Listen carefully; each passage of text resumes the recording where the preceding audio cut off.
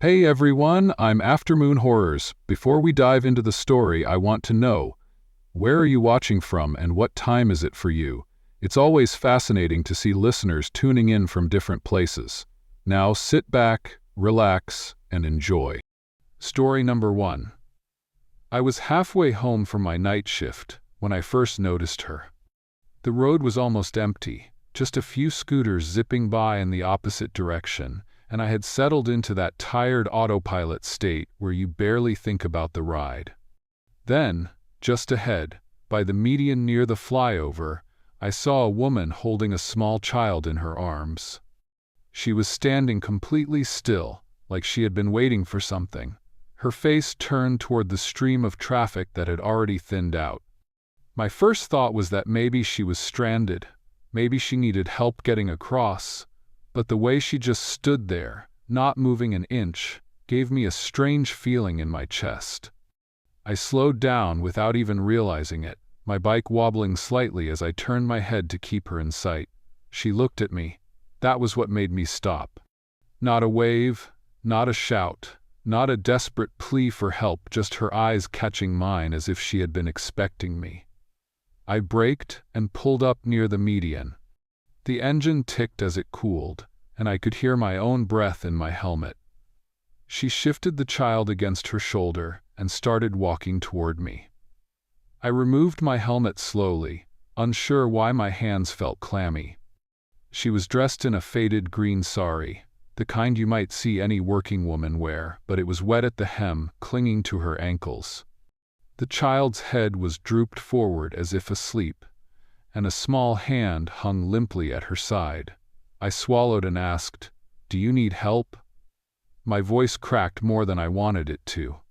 She stopped just a few steps away, and that's when she said it, quietly, almost apologetically, as if she wasn't sure she had the right to ask me anything. "We didn't make it across in time." For a moment, I thought she meant traffic. Maybe they had been trying to cross earlier and had been pushed back by the rush of cars. But the way her eyes stayed fixed on mine, dark and shining, carried something heavier. Before I could respond, a horn blared behind me and I jerked around. A lorry sped past, the gust of wind rocking my bike slightly. When I turned back, she was gone. Just gone. No sound of footsteps, no rustle of fabric, no glimpse of her sari moving away. The median was empty. The space where she had been standing was bare concrete. My heart was slamming against my ribs as if it wanted to break out. I sat there for what felt like minutes, scanning every direction, trying to convince myself I had misjudged the situation. Maybe she had darted back to the other side. Maybe she had run off into the shadows, but the road stretched empty in both directions, and there was nowhere else to go. Finally, I forced myself to kick the bike into gear and ride on, my hands trembling against the handlebars. When I reached home, I couldn't shake it off. I poured water, sat at the edge of my bed, and told myself I was imagining things. Night shifts can do that to you, blur reality with exhaustion. Still, that sentence kept replaying in my head. We didn't make it across in time. The phrasing was too strange, too final. The next morning, while I was scrolling through the local news on my phone, I froze. A report described an accident near the same flyover, just hours before I passed there. A woman and her young son had been struck by a speeding car while trying to cross. Both had died on the spot. Their names were listed, their ages, even the sari color was mentioned. Green. I sat staring at the screen until my vision blurred. Every detail matched. The time, the location, the clothing, the child. It wasn't imagination, it wasn't fatigue. I had stopped for someone who was no longer alive. I couldn't keep it to myself. That evening, when I met my friend Raghav for tea, I blurted the whole story out, my voice rushing, my hands moving in jerks. He listened without interrupting, his expression tightening only when I repeated her words. When I was done, he let out a slow breath and said, "You know, they say, Spirits sometimes linger where life ends suddenly. Maybe she wasn't asking you for anything. Maybe she just needed someone to notice her, to know she and her child didn't go unseen. I wanted to laugh it off, but his words cut deep because they made sense in a way nothing else did. If she had appeared to me, maybe it was simply to be acknowledged, for her tragedy not to vanish as quickly as the passing headlights that struck her down. But the experience didn't leave me. For weeks after, whenever I rode that stretch of highway, my shoulders would stiffen, my eyes darting to the median. Sometimes I thought I saw her sorry again, just a flicker, just enough to make me slow down. I never stopped, not after that night. I couldn't bear the thought of hearing that line again. Still, something changed in me. I stopped rushing home the way I used to. I started paying more attention to the roads, to people waiting on the other side, to families trying to cross in the dark. More than once, I pulled over to help strangers cross safely, just to make sure no one else had to end like her. Maybe that's how I carried her with me, not as a ghost haunting me, but as a reminder burned into my memory that life can vanish in a second, and sometimes all we can do is notice and remember. And whenever I think back to that night, I don't feel fear anymore. I feel that moment when her eyes met mine, steady and knowing, as if she had chosen me to hear her last truth. It was terrifying then, yes, but now it feels almost like a responsibility, to never forget that she was there, that she spoke, and that her story ended on that stretch of road. That's why I'm telling you this now, because I don't want to be the only one carrying those words. I don't want them to fade with me. Someone else should know that for a brief, impossible moment, a mother and child stood on that highway after they were gone, and asked for nothing more than to be remembered. Before we jump into the next story, please like the video and subscribe to the channel. We really need your love and support. It means the world to us, and you're the reason this channel keeps going.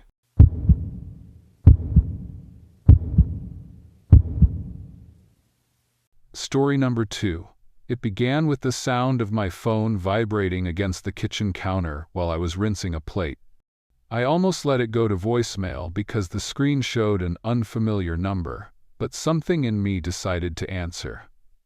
A calm female voice introduced herself, saying she was calling from a funeral home in Aarhus. My first thought was that it must be a mistake, maybe they had the wrong number. But then she said she was confirming arrangements for my son's service. I laughed awkwardly and told her she was mistaken, that my son was alive and fine, but she didn't react with confusion.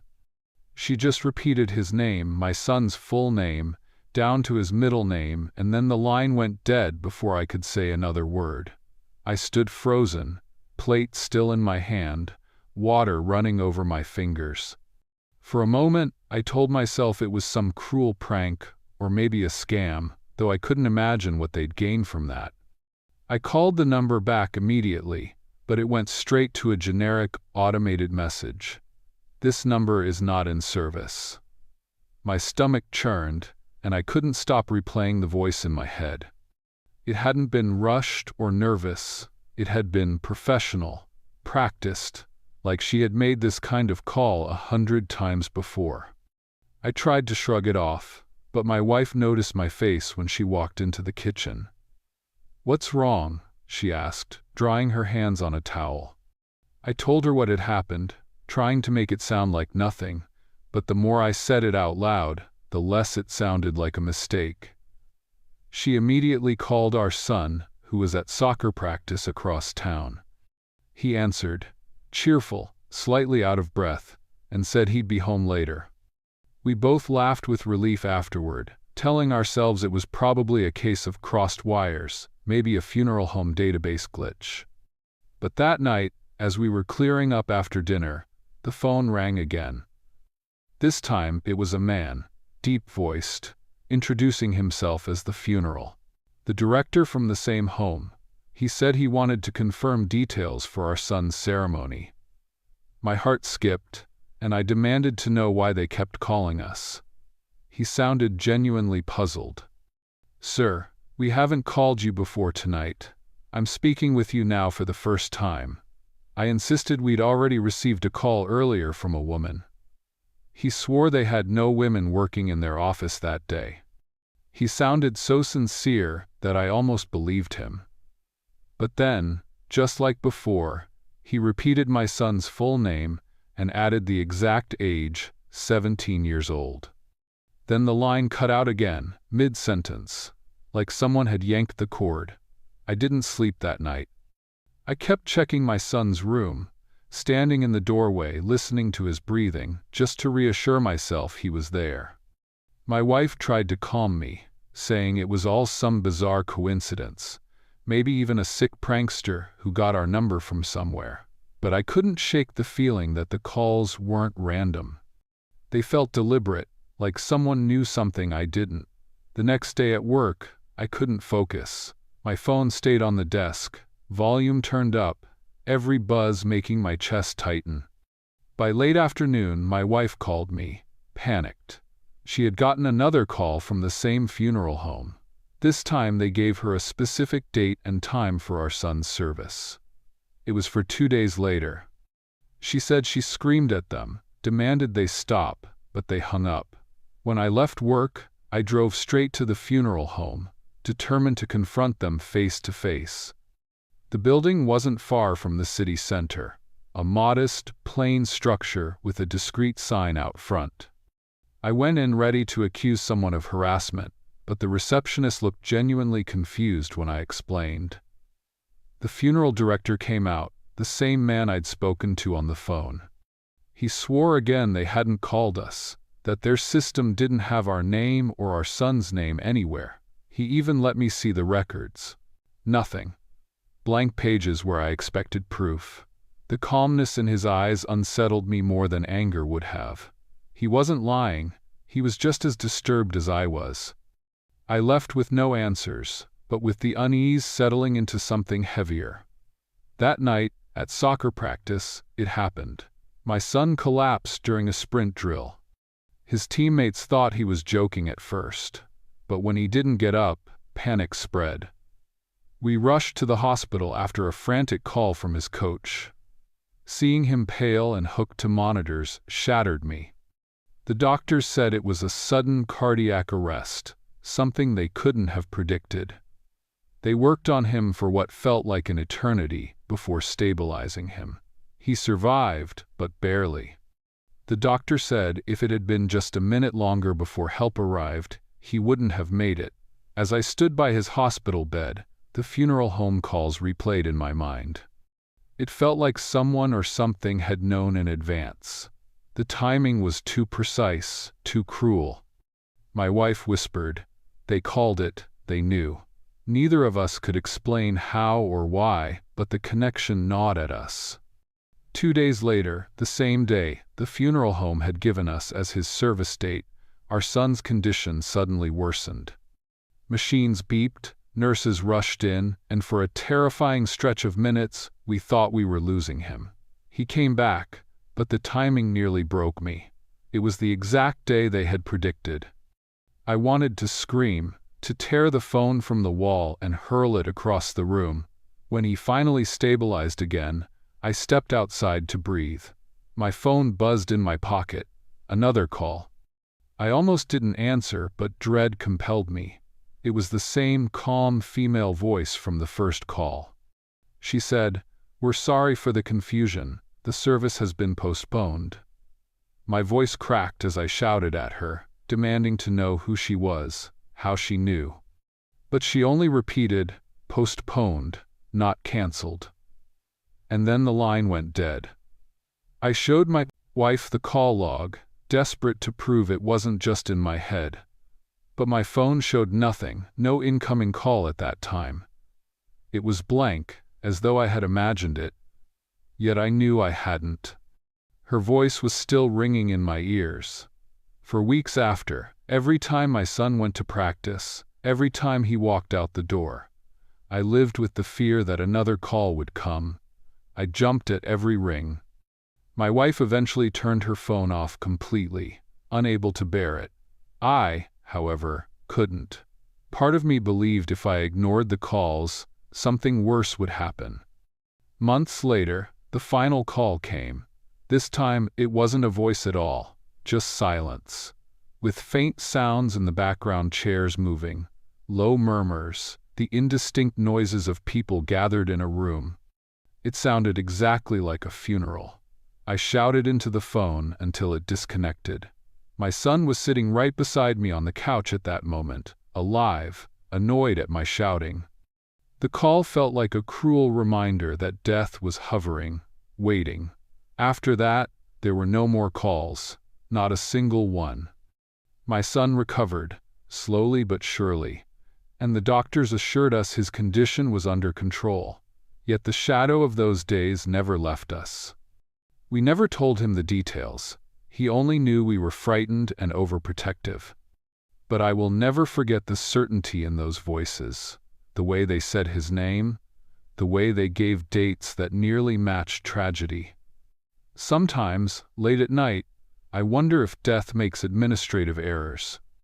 If somewhere beyond what we can see, there are ledgers and schedules, and sometimes the calls go out too early. Maybe my son was supposed to die that week, and something intervened, pulling him back at the last second. Or maybe someone was warning us, giving us just enough terror to keep us watchful, enough time to save him. I can't know. All I can tell you is that I will never again answer a call from a number I don't recognize without that cold chill running down my spine, reminding me of the days when a funeral home kept calling about my living son. And when they said, postponed, not canceled, I understood. They weren't wrong, they were just early. Someday, that service will happen, but until then, every day we have feels borrowed, like time granted by a mistake in whatever system decides such things. And I live with the fear that one night, when my phone vibrates against the counter again, the voice on the other end won't be telling me about a postponement. It will be confirming that the date has finally arrived.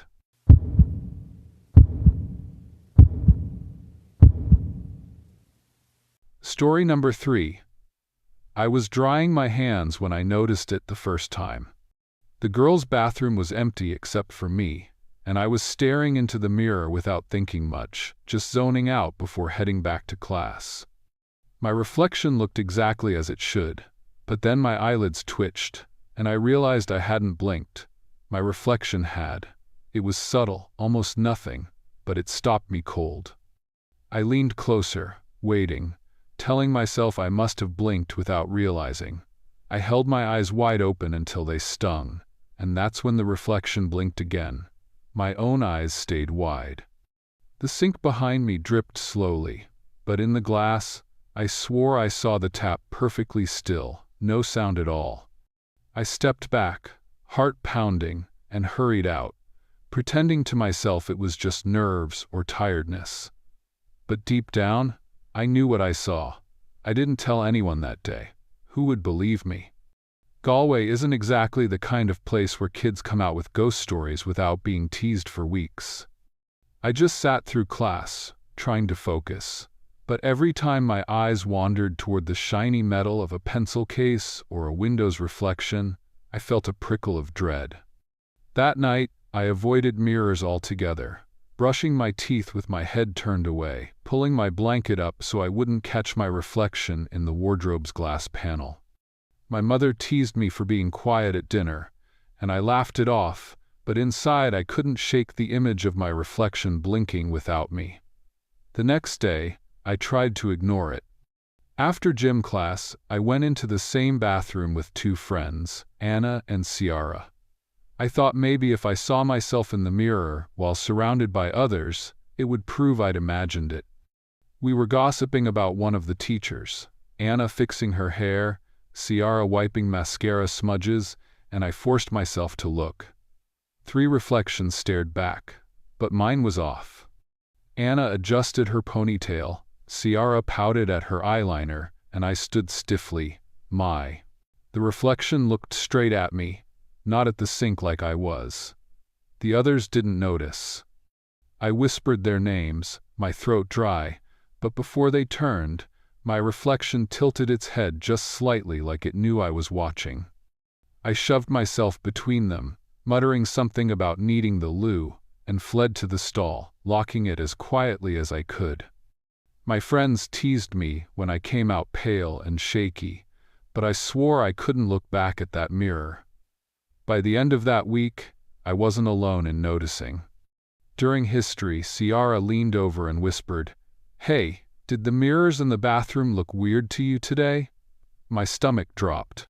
I asked what she meant, and she said, "I swear my reflection smiled when I wasn't." She laughed after, brushing it off, but I could tell by the tightness in her face she was uneasy. Anna overheard and rolled her eyes, saying, "We were just winding each other up." But I felt a sickening confirmation I wasn't imagining it. We started testing it. The three of us would go into the bathroom together, pretending we just wanted to fix our makeup.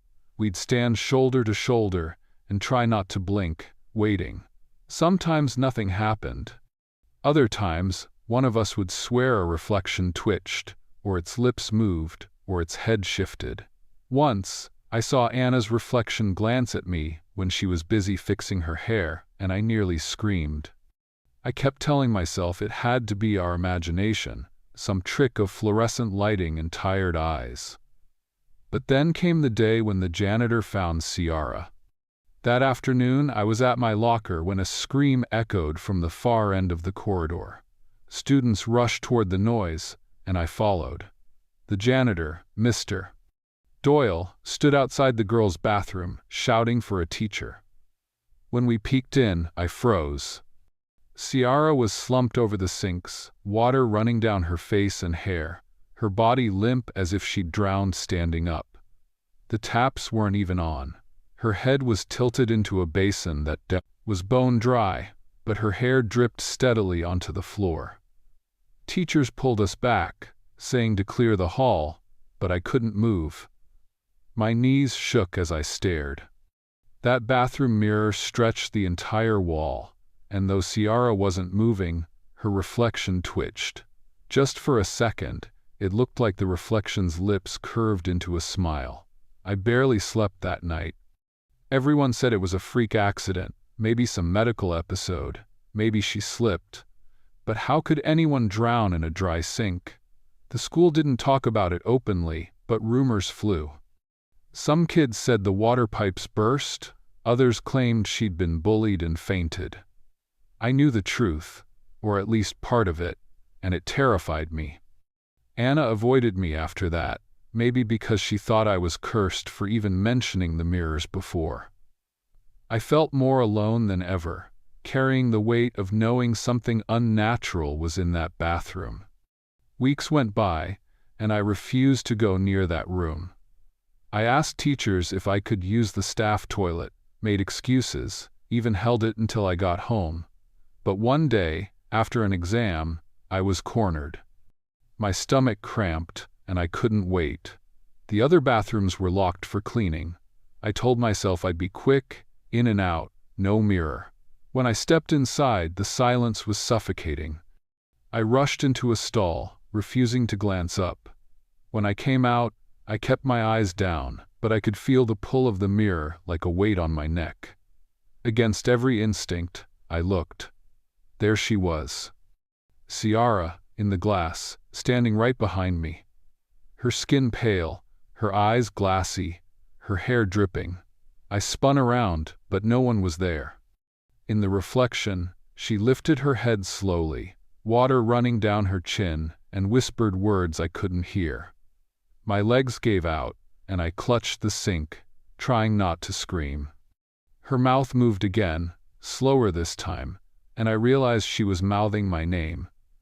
My own reflection didn't move at all, frozen stiff, eyes locked open.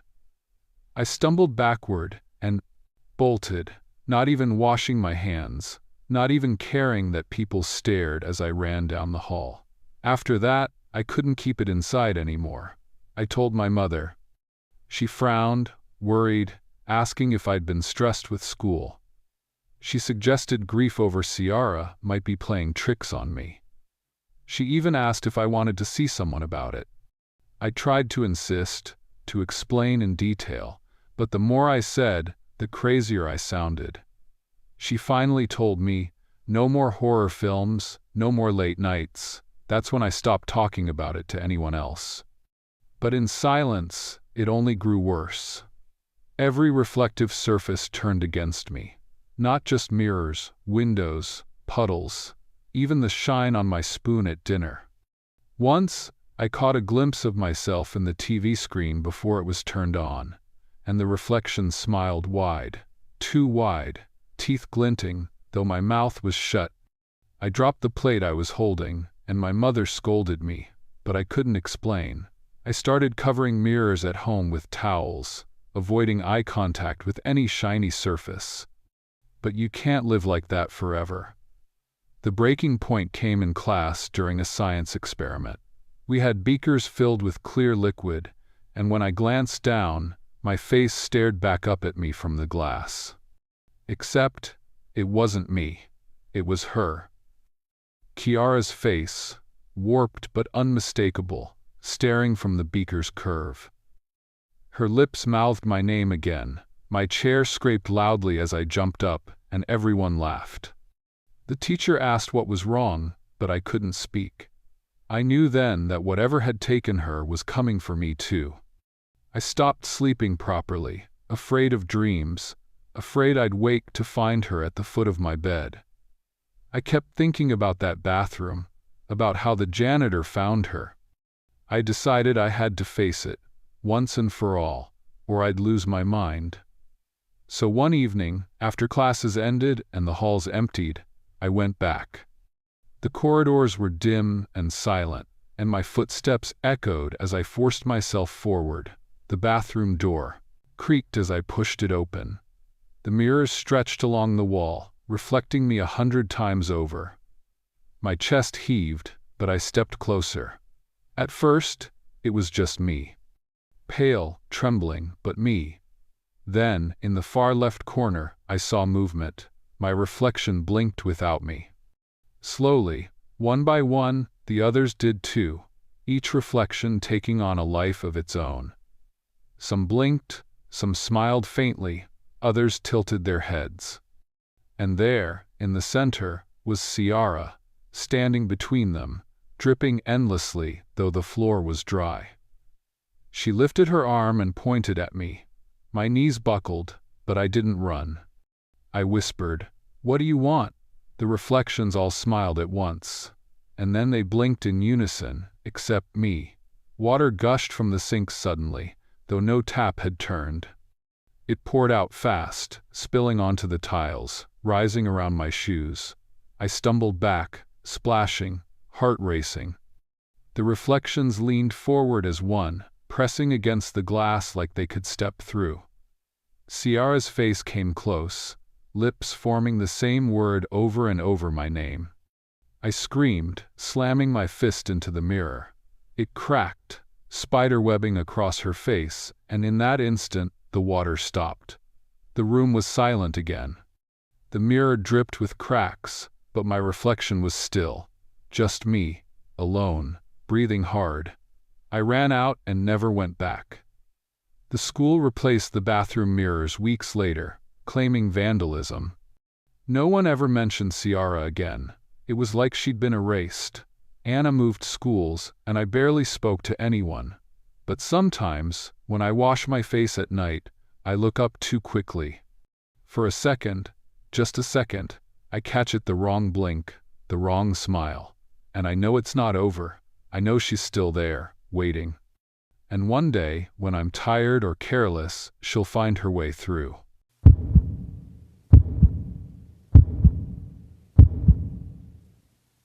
Story number 4. I was driving home late from a friend's house when I realized I had missed my usual exit. It wasn't a big mistake at first. I'd done it before. Normally, I'd just take the next one, circle back, and be fine. But this time, the highway stretched on longer than I expected. No streetlights, no signs, no familiar landmarks. Just the endless road ahead, and the kind of silence in the car that made you notice every hum of the engine.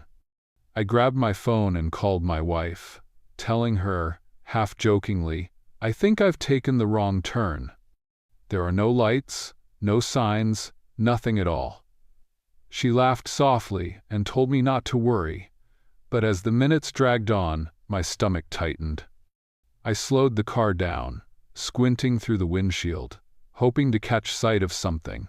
A rest area, a gas station, even a dirt road I could pull onto. Nothing. The lines on the road looked freshly painted, but the asphalt itself seemed too smooth, too new. It almost felt unused. I told my wife I'd call her back once I figured it out, not wanting her to hear the edge creeping into my voice. Another 10 minutes passed, and still no exits. I started pressing buttons on the radio, but every station was just static. Even the strong ones I usually listened to were gone. That's when I felt a flicker of unease in my chest. It was 2003. GPS wasn't on every phone yet, and I didn't have it. My map book was in the glove box, but you can't exactly look through one while driving 100 kilometers an hour in the dark. Finally, I saw what looked like an off-ramp ahead and breathed out with relief. The sign was too worn to read, but I took it anyway. The ramp dipped down, and suddenly the road narrowed into a 2-lane stretch. No lights, no markings, no traffic. The car's headlights caught glimpses of chain-link fences along the sides, but they ran on, with no brakes. I thought maybe it was some industrial zone, and I'd eventually find a road leading back into the suburbs. I slowed to a crawl when I saw a gate ahead. The gate was locked, but it wasn't the kind you see at construction sites. It was solid metal, with heavy warning signs bolted onto it. Some were in English, some in faded red stencils I couldn't quite read. The words I did catch froze me. Military testing zone. No unauthorized entry. I knew instantly I shouldn't be there. My headlights washed over the gate, and I realized the road behind me didn't have a proper shoulder to turn around. I would have to reverse in this tight lane just to get back. I put the car in reverse, hand trembling on the gear stick. That's when I noticed something in the mirror. A pair of faint lights, far back, like another vehicle had followed me down the ramp. But as I eased backward, those lights didn't move. They just hovered, faint and steady. I stopped, watching them. Maybe another driver stuck like me. But when I blinked, the lights winked out, leaving only darkness. My hands tightened on the wheel, and I muttered out loud, "Nope, not staying here." I spun the wheel sharply and managed a rough U-turn, scraping the edge of the gravel shoulder as I forced the car back toward the highway. My pulse was thudding in my ears, but once I got back up the ramp, I exhaled hard, telling myself it was just my nerves. The highway looked the same as before, empty and endless. I drove faster, hoping for a landmark. 5 minutes later, I saw another exit. This one had no sign at all, just the ramp curving away into the dark. I hesitated, but I couldn't stay on this endless stretch forever, so I took it. This time, the road opened onto a wide, cracked lot. At first, I thought it was an abandoned truck stop. My headlights swept across broken asphalt, faded parking lines, and what looked like an old gas station shack. I parked the car and grabbed my phone again, but there was no reception. Not a single bar. I thought about honking, just in case someone lived nearby, but something about the silence stopped me. I stepped out, the air unnervingly still, and walked toward the shack. The closer I got, the clearer I saw that the windows were boarded up, and the door was padlocked shut. The pump handles were gone, leaving only rusted bases. Still, on the wall by the shack, there was a faded poster with bold letters. "Safety first. Report all incidents." I felt a chill. This wasn't a normal gas station. Then I heard it, the crunch of gravel behind me. I spun, heart racing, and saw nothing, just my car idling with the headlights on. I stood frozen for a moment, convincing myself it was just the sound of the car cooling. But then it came again, closer, deliberate footsteps on loose stone.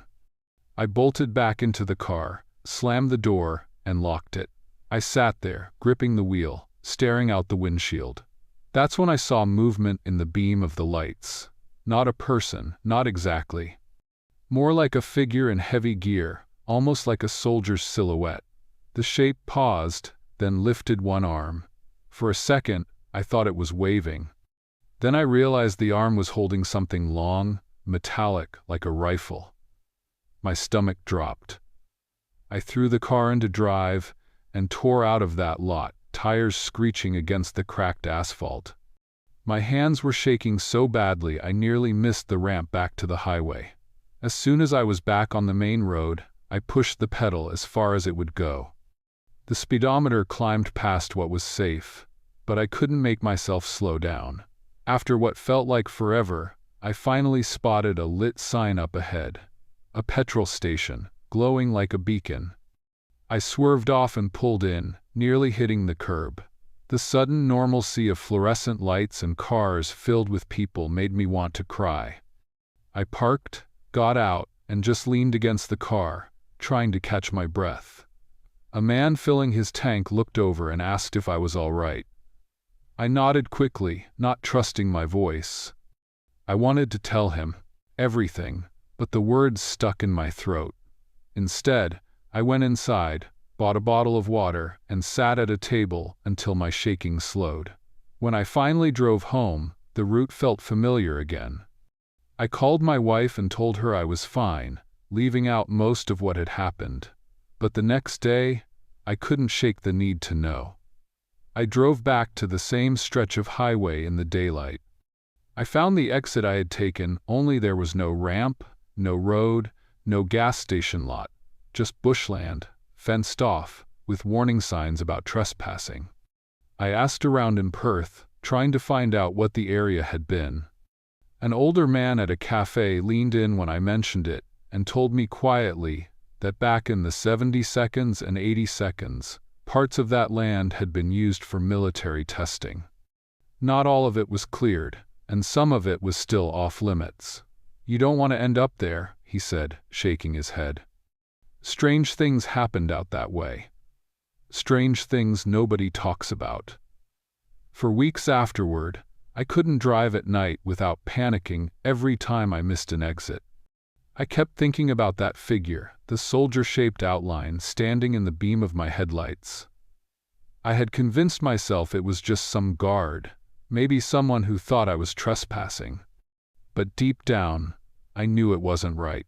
The road that didn't exist, the static on every radio station, the footsteps behind me when nobody was there.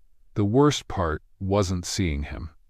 The worst part was how calm he looked, just standing there, arm raised as if signaling me to stop. If I had hesitated a second longer, I think I would have. And I don't believe I'd be here telling you this story now.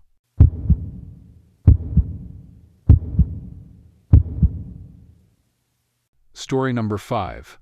It started as one of those quiet shifts where the world feels half asleep and the only sound keeping you company is the rattle of packages in the back of the van.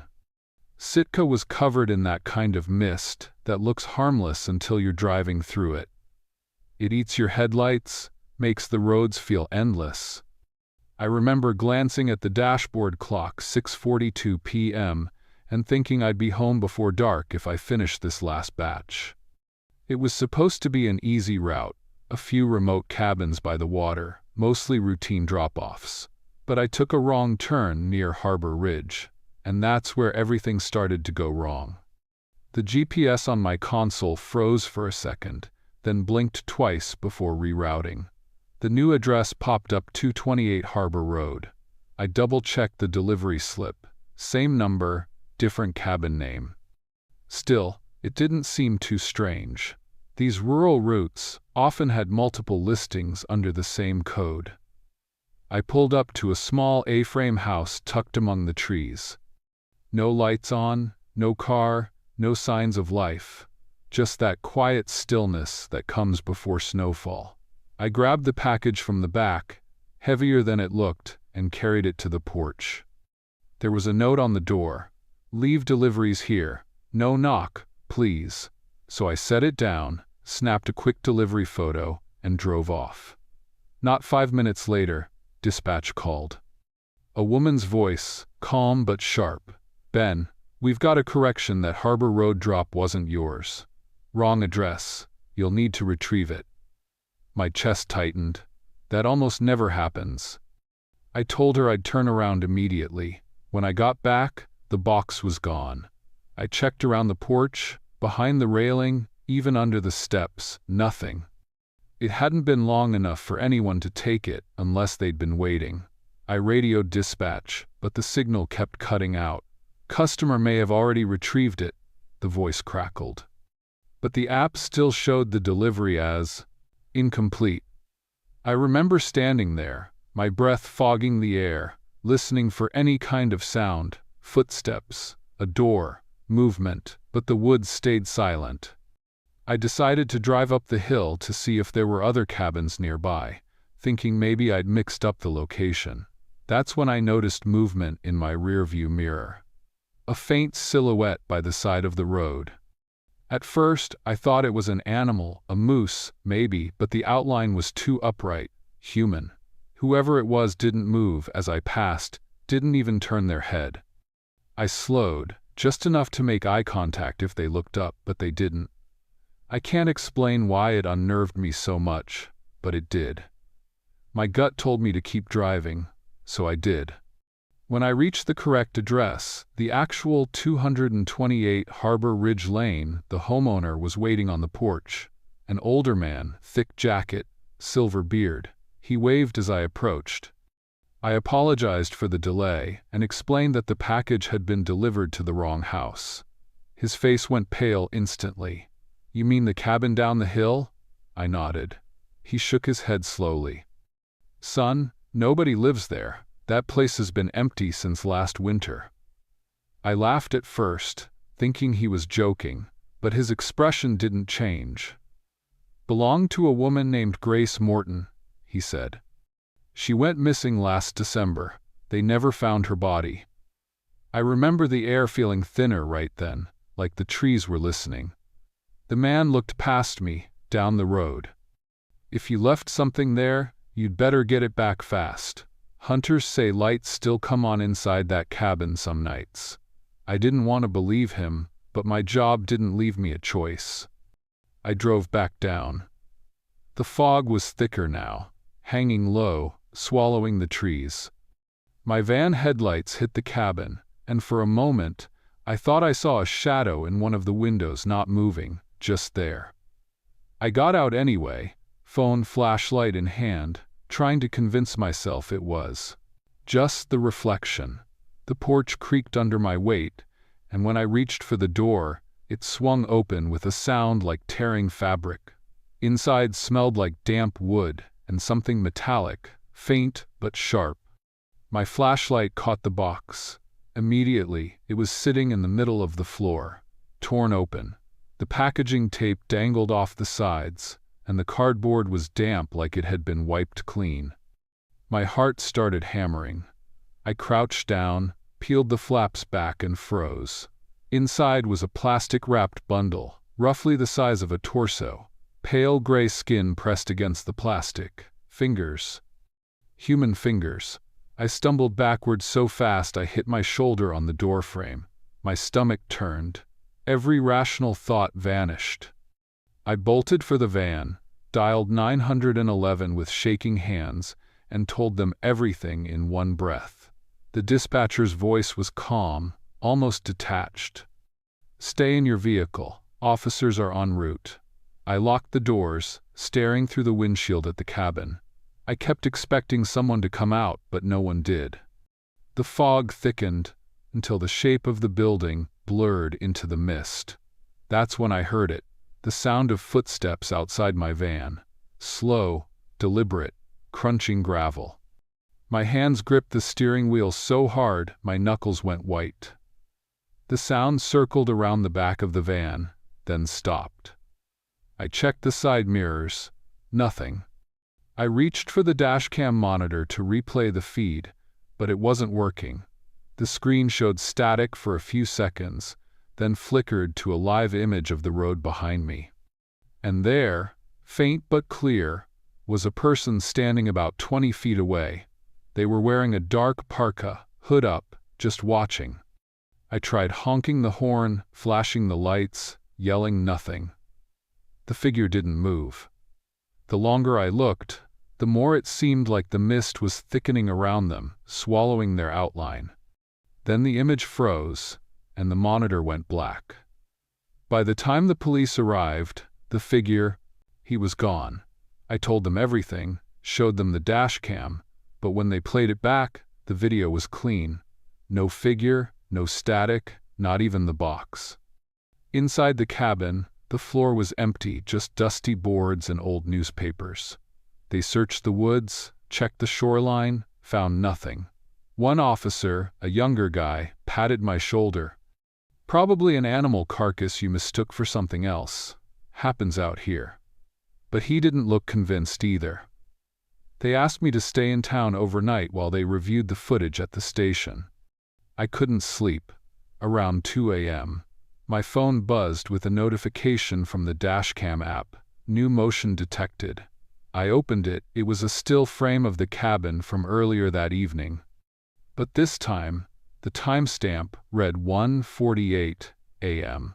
In the image, the door was wide open, and someone was standing in the doorway holding the same box. The file deleted itself before I could download it. The next morning, I went to the station to report the notification. The officer in charge told me they'd already been back to the cabin. It had burned down overnight. Electrical fault, they said. I asked if they'd found anything inside, and he hesitated before saying, "Just ashes." He handed me my dashcam back and told me the case was closed. But when I reviewed the footage at home, I found a few seconds at the end. I'd never recorded a clip showing the inside of my van from the back seat, as if someone were filming while I drove. In the video, I'm visible through the rearview mirror, humming, completely unaware.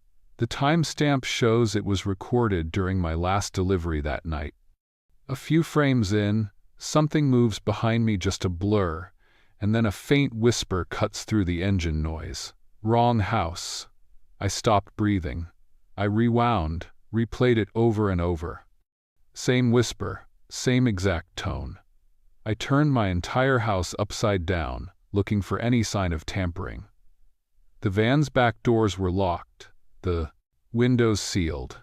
No sign of forced entry. 2 days later, a man from the logistics office came by to collect my route device for review. He looked uneasy when I told him about the footage. "You shouldn't keep that," he said quietly. "Sometimes drivers pick up more than packages out there." I laughed, thinking he was trying to ease the tension, but he didn't laugh back. When he left, I checked the company records for Grace Morton, the missing woman. She was a dispatcher for our company before she vanished. The delivery manifest that night? It had her name listed under return sender. I told myself to quit, I really did, but something about not knowing the full truth gnawed at me. So, a week later, I drove back to the ridge. The cabin was gone, only blackened earth and a warped mailbox left. I parked by the clearing and sat there, engine off, watching the mist roll across the charred ground. That's when I heard the softest sound, like cardboard tearing. I stepped out, heart pounding, and followed it to where the porch used to be. In the ashes lay a piece of melted plastic and a fragment of paper with my name printed on it. Not handwritten, printed from a label printer. I backed away slowly, adrenaline surging. When I reached the van, the door handle was warm. Too warm. I climbed in and turned on the ignition. The dashcam light blinked green, meaning it was recording. I looked straight into the lens and said out loud, "If anyone's watching this, I didn't deliver that package." Then I drove off, trying not to look in the mirrors. But a mile down the road, curiosity got the best of me. I glanced once. The fog behind me was thicker now, and for a moment, I could have sworn I saw the outline of a delivery van identical to mine following at a distance. No headlights, no logo, just moving steadily through the gray. When I got home, the footage from that drive was gone, completely wiped. I pulled the SD card, plugged it into my laptop. Empty. No files, no timestamps, nothing. Just a folder named Return. Inside it was a single photo, me standing on the porch of that first cabin, holding the box. Only in this version, the door behind me was open, and someone was standing there, just barely visible, their hand on my shoulder. I didn't feel that when it happened. I couldn't have. But it's there. Clear as day. I sent the image to the police again. They told me it must have been digitally altered, maybe a prank. But when they traced the metadata, the timestamp showed it was captured exactly when I snapped the original delivery photo. Same device, same second, different angle. That's impossible, right? I left the job after that. Moved south, away from Sitka, away from the roads lined with spruce and fog. But sometimes, when it rains and the streets are quiet, I still get that feeling like I'm being followed by someone walking just behind the mist. Last month, a package showed up on my new doorstep. No label, no return address, just a small cardboard box wrapped tight with tape. I didn't open it. It's still sitting in my garage. Every night, I think about throwing it out. Every morning, I tell myself I will. But each time I go near it, I swear I can hear breathing coming from inside.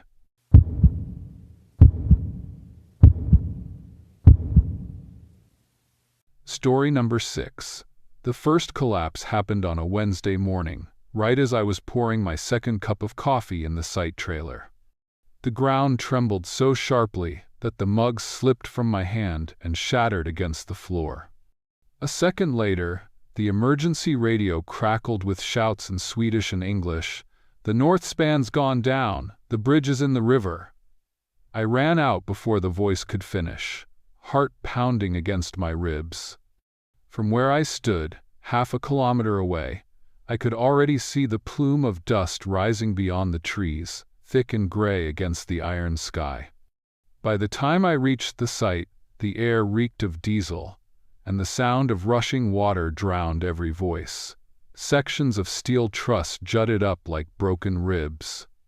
One of our workers, Ole, stood at the edge of the wreckage, mud streaking his face. "It just gave way," he stammered, when I grabbed his shoulder.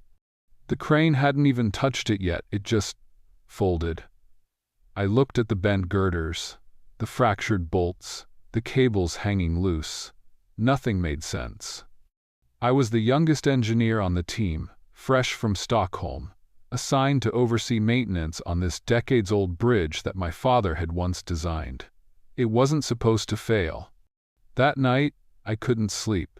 My apartment above the hardware shop in Kiruna felt smaller than usual, the radiator clicking like it had a heartbeat.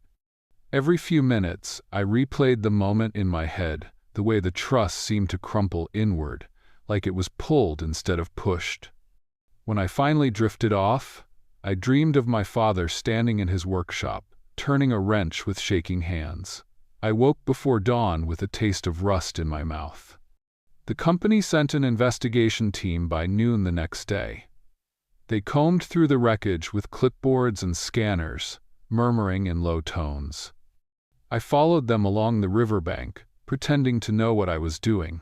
One of them, a woman named Aylin, crouched beside a snapped tension rod. "This wasn't stress fatigue," she said quietly. "Look here, see the clean break? That's fresh. Someone cut it." She looked up at me then, and her expression was unreadable. I nodded slowly, pretending I hadn't seen the same thing the night before. I told myself it must have been a mistake. Maybe a saw left behind from earlier repairs, or a freak vibration from the mining blasts nearby. But deep down, something twisted inside me, because I remembered my father once saying, after too much vodka, that bridge was never meant to last. 2 days later, the bridge collapsed again.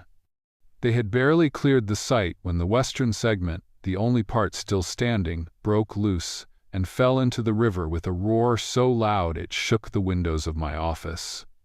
I ran to the window just in time to see the final span disappear beneath the water.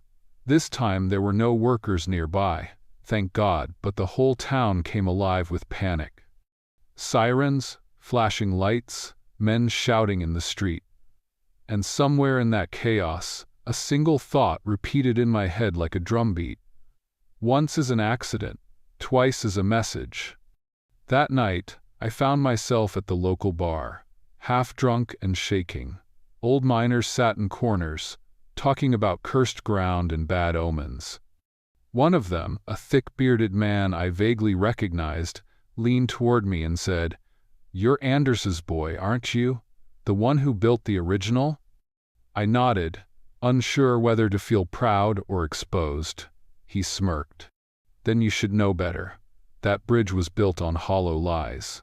I asked what he meant, but he just lifted his glass and said, "Ask your father." My father had retired years ago, living alone in a cabin 3 hours south near Gullivare. We hadn't spoken in months. He'd always been strict, precise, almost cold, an engineer's mind wrapped in silence. The next morning, I called him. When he picked up, his voice sounded weaker than I remembered. I told him what happened, that the bridge fell twice. There was a long pause, then a sound that might have been a sigh or a quiet curse. "You need to leave it alone, Eric," he said finally. "Let them rebuild." "Did you know?" I asked, my throat tightening. "Did you know something was wrong with it?" He didn't answer right away. "There are things you shouldn't dig up," he said. "The ground there doesn't forgive." Then he hung up. I sat staring at the receiver long after the dial tone faded. That night, I drove back to the site. The air was freezing, my breath fogging the windshield. Floodlights still burned across the river, casting long shadows on the twisted steel. I parked near the old maintenance shed, grabbed my flashlight, and started walking. The mud sucked at my boots, and the wind carried the metallic tang of the river. When I reached the broken support beams, I saw deep gouges in the steel, as if someone had taken a cutting torch to the bolts. Not all of them, just the ones that held the west span. Someone had wanted that second collapse. As I leaned closer, my light caught something else. Carved faintly into the underside of a girder were initials, A.S. 1962. My father's. I stumbled back, the beam of my flashlight shaking. The bridge had been his first major project after university. He'd been proud of it all his life, or at least, that's what I thought. Now, I wasn't sure what to believe. Over the next few days, I combed through old municipal records, digging through yellowed blueprints and inspection reports in the town archives. The older clerk helped me reluctantly, whispering that most of those files should have been sealed years ago. What I found made my stomach drop. Safety inspections from the 1,960 seconds had been signed off despite missing reinforcement reports. There were notes about budget cuts, material substitutions, cheap alloys, instead of the high tensile steel required. And all of them bore my father's signature. I confronted him the following weekend. The drive through the tundra felt endless, and by the time I reached his cabin, my hands were trembling on the steering wheel. He looked smaller than I remembered, sitting by the fire with a blanket over his knees. I threw the folder onto the table between us. "You lied," I said. "You signed off on falsified records." He didn't deny it. He just stared at the papers, eyes clouded. "We were told to," he murmured. "The town couldn't afford another delay. The mines were shutting down. We cut corners, everyone did." "But people could have died," I shouted. His voice cracked. "You think I don't know that? I've lived with it every day since." "But the bridge stood, didn't it? It stood for decades." "Until now," I said. He looked away, his hands trembling. Then maybe it's time it fell. I left that night in silence, the words burning inside me. When I got back to Kiruna, I couldn't stop thinking about what he said. Maybe it's time it fell. A week later, I received a call from Ellen, the investigator. "We found something," she said. "You'd better come." When I arrived, she led me to a section of the collapsed deck where divers had retrieved a submerged toolbox. Inside were old blueprints wrapped in plastic.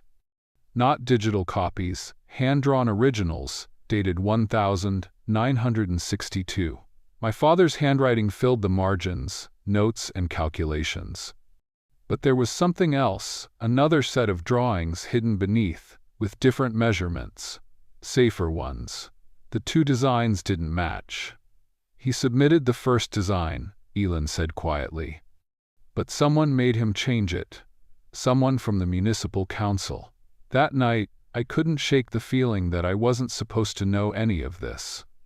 When I left the site, I noticed headlights in my rearview mirror. A white truck, unmarked, keeping distance but never turning away. I took 3 different roads through town, even circled the old quarry, but it followed. Only when I reached the edge of the forest did it finally turn off. By the next morning, my apartment door was slightly open. Nothing was stolen, but the folder of inspection reports was gone. I went to the police, but they brushed it off as paranoia. "Too much stress," one officer said. "Maybe you misplaced it." That night, I packed my bags. I planned to leave Kiruna, maybe stay with a friend in Umeå until things settled.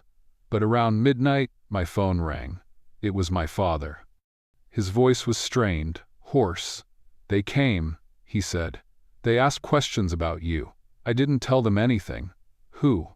I asked, my pulse racing. He paused. "The same people who made me sign those papers." Then the line went dead. I tried calling back, but no answer. At dawn, I drove south again. His cabin door was open. The fire burned low. His chair was overturned, a coffee cup shattered beside it. There was no sign of him, just his glasses on the floor, and muddy footprints leading out the back door toward the lake. The police searched for days, but they never found him. For weeks afterward, I felt like I was unraveling. I'd walk to the river at night, staring at the twisted remains of the bridge, wondering if any of it mattered anymore. The town had already approved new construction. They'd name it something cheerful and move on. But every creak of steel in the wind sounded like a confession. Then one evening, I received an envelope in the mail. No return address. Inside was a single photograph. Me, standing by the wreckage, flashlight in hand. Behind me, faint in the darkness, was the outline of a man watching from the trees. My father's coat. I don't know who sent it. Maybe it was meant as a warning, or maybe as proof that he was still alive. I took it as both. I burned the photo that same night, but the image stayed with me. Years have passed now. I left engineering, moved to Stockholm, and tried to start over. But sometimes, when autumn comes and the air smells of iron and smoke, I dream I'm standing on that bridge again, hearing the groan of steel just before it gives way. And in that split second, I hear my father's voice steady, resigned, saying, "The ground there doesn't forgive." I used to think he meant the frozen soil beneath Kiruna, shifting and unstable. Now I think he meant something else. The ground remembers what's buried in it, truths, lies, guilt, and sometimes it waits for fall to make them surface again. Which story setting scared you the most? Let me know in the comments.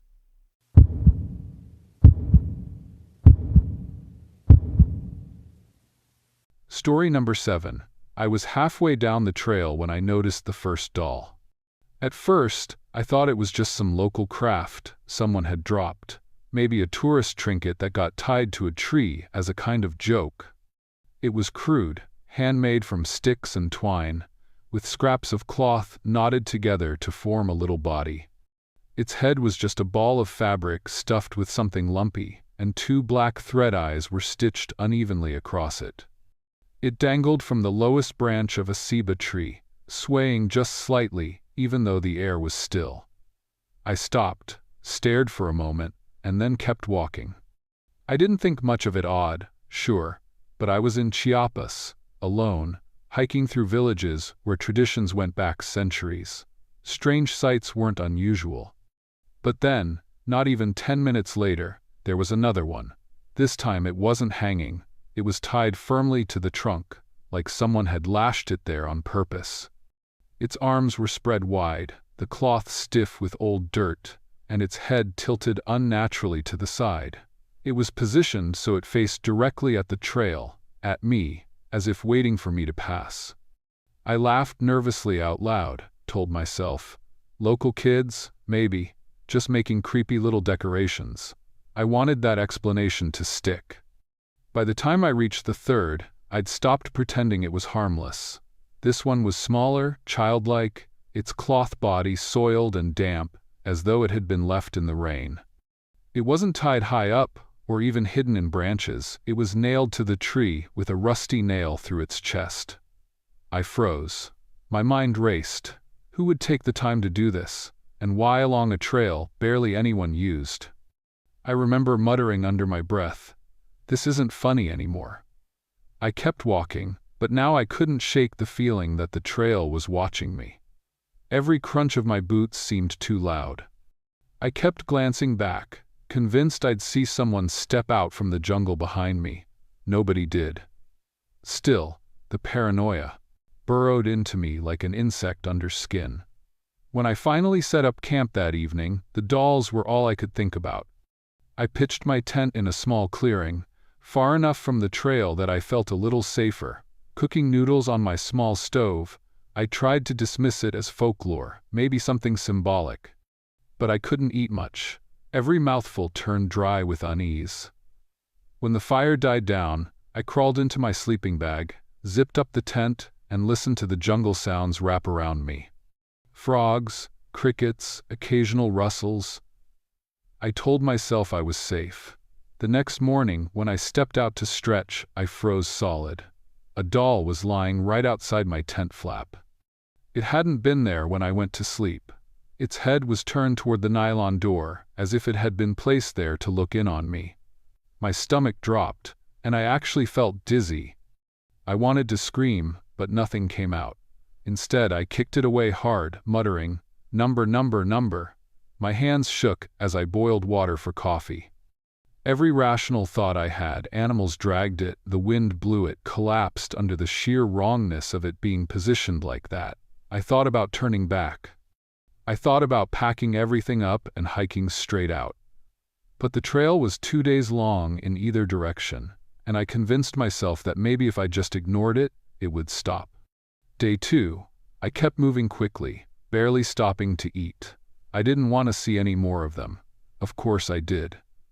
Always tied to trees, always staring.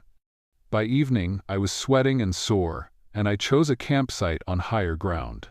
I double-checked everything, zipped my tent, pulled my bag inside, kept my flashlight and knife beside me. My thoughts looped endlessly. Who's putting them there? Are they following me? Am I walking into something? When I woke up, the second morning, my breath caught. This time, there were 3 dolls outside my tent, arranged in a triangle. They were facing inward, toward me. I swear, my heart nearly stopped. My throat was dry, my body rigid, like if I didn't move, maybe they wouldn't matter. I kicked them apart violently, anger spilling out to hide my fear. "Who's there?" I yelled into the trees, my voice cracking. Silence answered me, thick and endless. The third night, I couldn't sleep. Every noise jolted me upright. Branches snapping, insects buzzing too close, the faint shuffle of something in the undergrowth. At one point, I swear I heard footsteps, slow and deliberate, circling just beyond the glow of my fire. I whispered to myself over and over, "You're imagining it, you're imagining it." But the footsteps kept coming until they stopped completely. That was worse. On the 4th morning, I thought I was losing my mind. 6 dolls were scattered across the ground, each lying face up, staring at the sky. Their thread eyes seemed to glint in the early light. I screamed raw, guttural, grabbed one, and ripped it apart. The cloth tore with a sickening rip, and a foul smell hit me. Inside wasn't stuffing like I expected, but clumps of matted hair, black and greasy, tangled with dirt. Human hair. I dropped it like it burned me. My stomach lurched, and I vomited hard into the grass. I didn't want to stay another second, but my body felt weak, drained. I sat there, shivering, rocking slightly as though motion alone would keep me sane. I decided, tomorrow, no matter what, I'd hike until I reached the village ahead. That night, I barely dared close my eyes.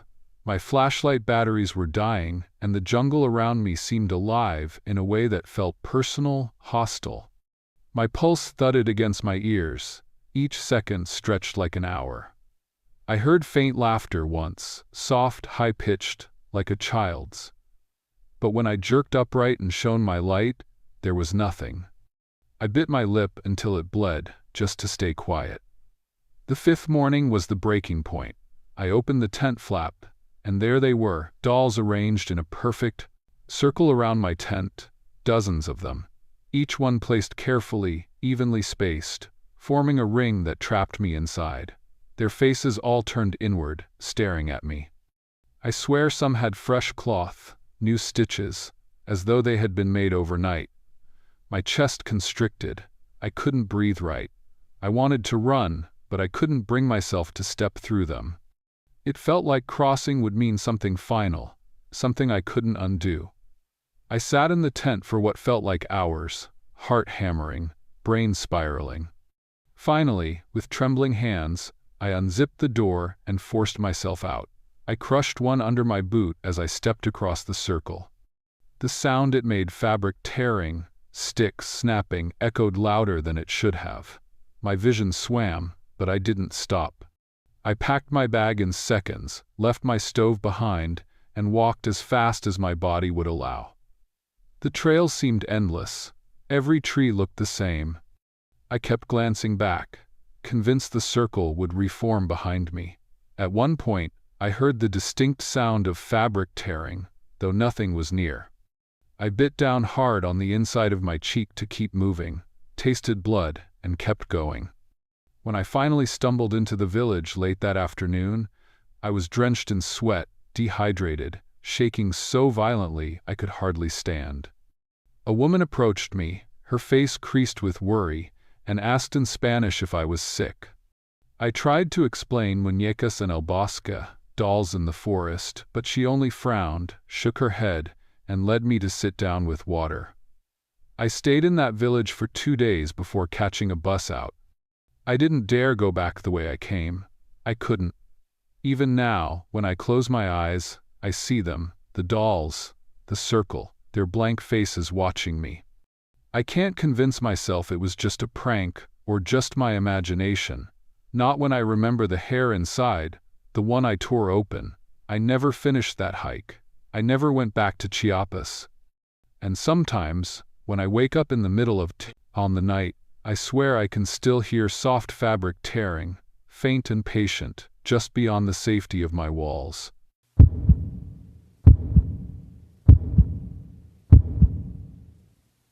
Story number 8. I remember the sound before anything else. We were running down Rua de São João like a pack of stray dogs, our makeshift costumes flapping around our legs, paper masks slipping down our noses, candy rattling in the tin cans we'd stolen from our mother's kitchens. It was the night of October 31st, 1978, though in Porto we didn't call it Halloween.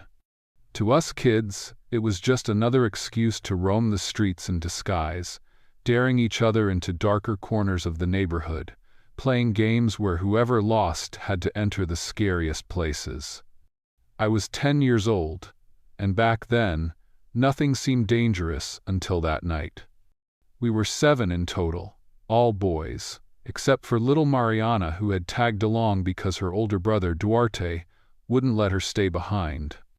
She was the smallest, dressed in her grandmother's shawl, pretending to be a witch, while the rest of us had thrown together whatever scraps we could find, bed sheets for ghosts, masks cut from cardboard, old carnival outfits.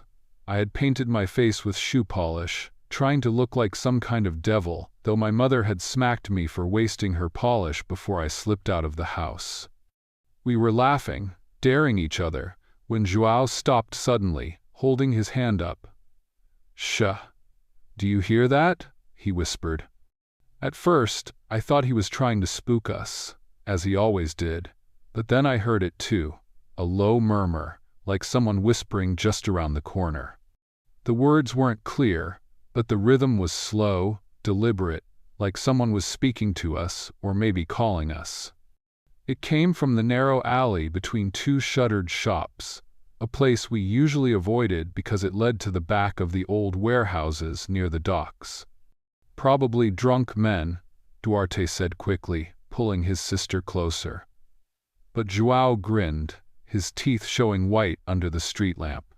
"No, they're saying our names. Listen." We stood there, cans of candy rattling in our nervous hands, listening hard. And my blood went cold when I caught it, a drawn-out sound that seemed to form syllables, almost like someone testing each of our names, tasting them. Not clear enough to be certain, but enough to make the hairs rise on my arms. We should have walked away. Any adult would have pulled us back. But we were children, stupid, reckless, convinced of our own invincibility. João took the first step into the alley, his mask tilted back on his head. "Come on," he said, half laughing, half daring. And one by one, we followed, except Mariana, who tugged hard at her brother's sleeve. He hushed her, and she whimpered, but still, we went. Inside the alley, the sound grew sharper. I could make out words now, though the voice was husky, broken, almost like dry leaves rubbing together. "Come closer, come play, children." The voice wove in and out, sometimes behind us, sometimes ahead, though there was no one visible. We walked slower then, our shoes scraping the stones. My heart pounded, each beat so loud it almost drowned the whispers. Then, ahead, I saw him. A figure at the far end of the alley, taller than any man I knew, standing perfectly still beneath a hanging laundry line. He was dressed in ragged clothes stuffed with straw, his arms slightly bent as if his joints didn't move properly. And his face? God! His face was covered with a sack. 2 slits for eyes cut unevenly. A scarecrow. We froze. Even João, who had let us in, stopped breathing for a moment. And then the scarecrow lifted its arm, crooked and stiff, and pointed directly at us. "Come." The word hissed from beneath the sack, drawn out, sharp, deliberate.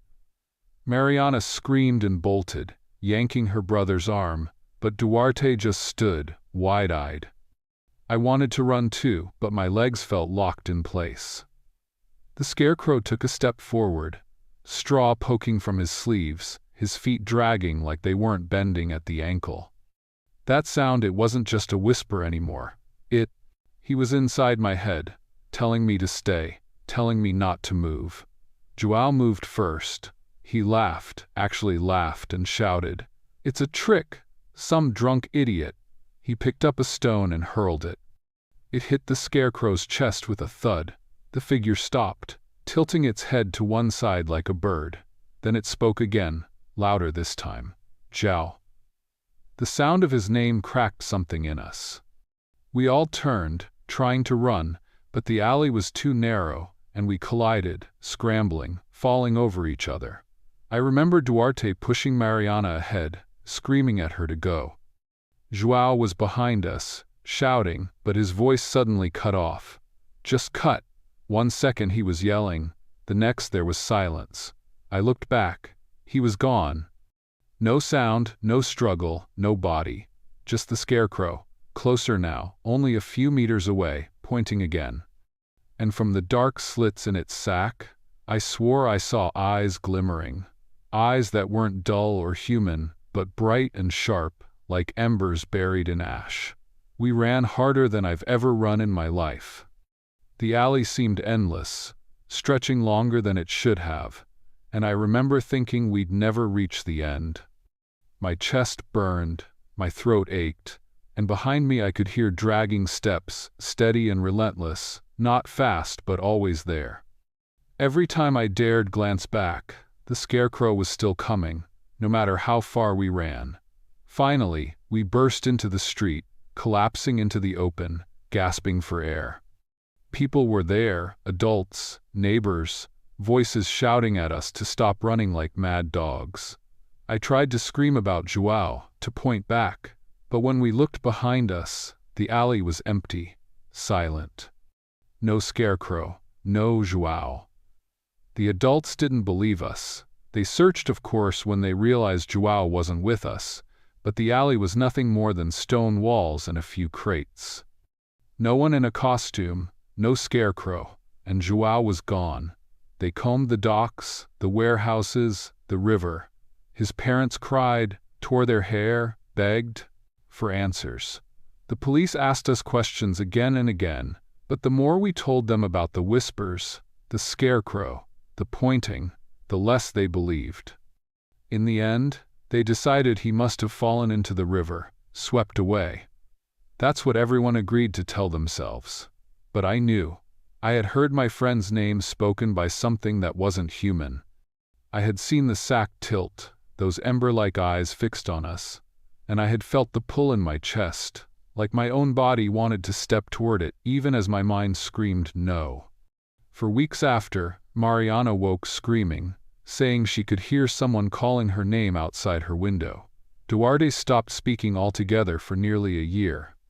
As for me, I couldn't walk down that street without shaking, without breaking into a run before I even reached the corner. My mother told me I was cursed for listening to silly stories, but I know what I saw. Years passed. We all grew older, moved away, tried to build normal lives.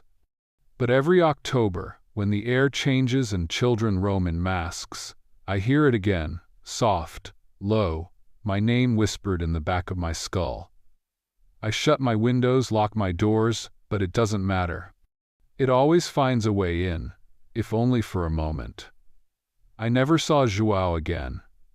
His parents died without answers, their son's name always hanging in the silence of the house they refused to leave. And I carry his face with me, the laughter in his eyes just before it disappeared forever. You may not believe me, most people don't, but I'm telling you this because I have no reason to lie. We were children, full of laughter and stupid courage, and we thought nothing in the world could touch us. But something did, and it wore the skin of a scarecrow. I'll never forget the way it pointed, the way it knew our names, the way it stole my friend without sound or struggle. And if you ever hear whispers in a place that should be empty, if you ever hear your name spoken when no one is there, don't do what we did. Don't step closer. Don't let your curiosity win. Run, and don't look back. Because if you do, you might not come back at all.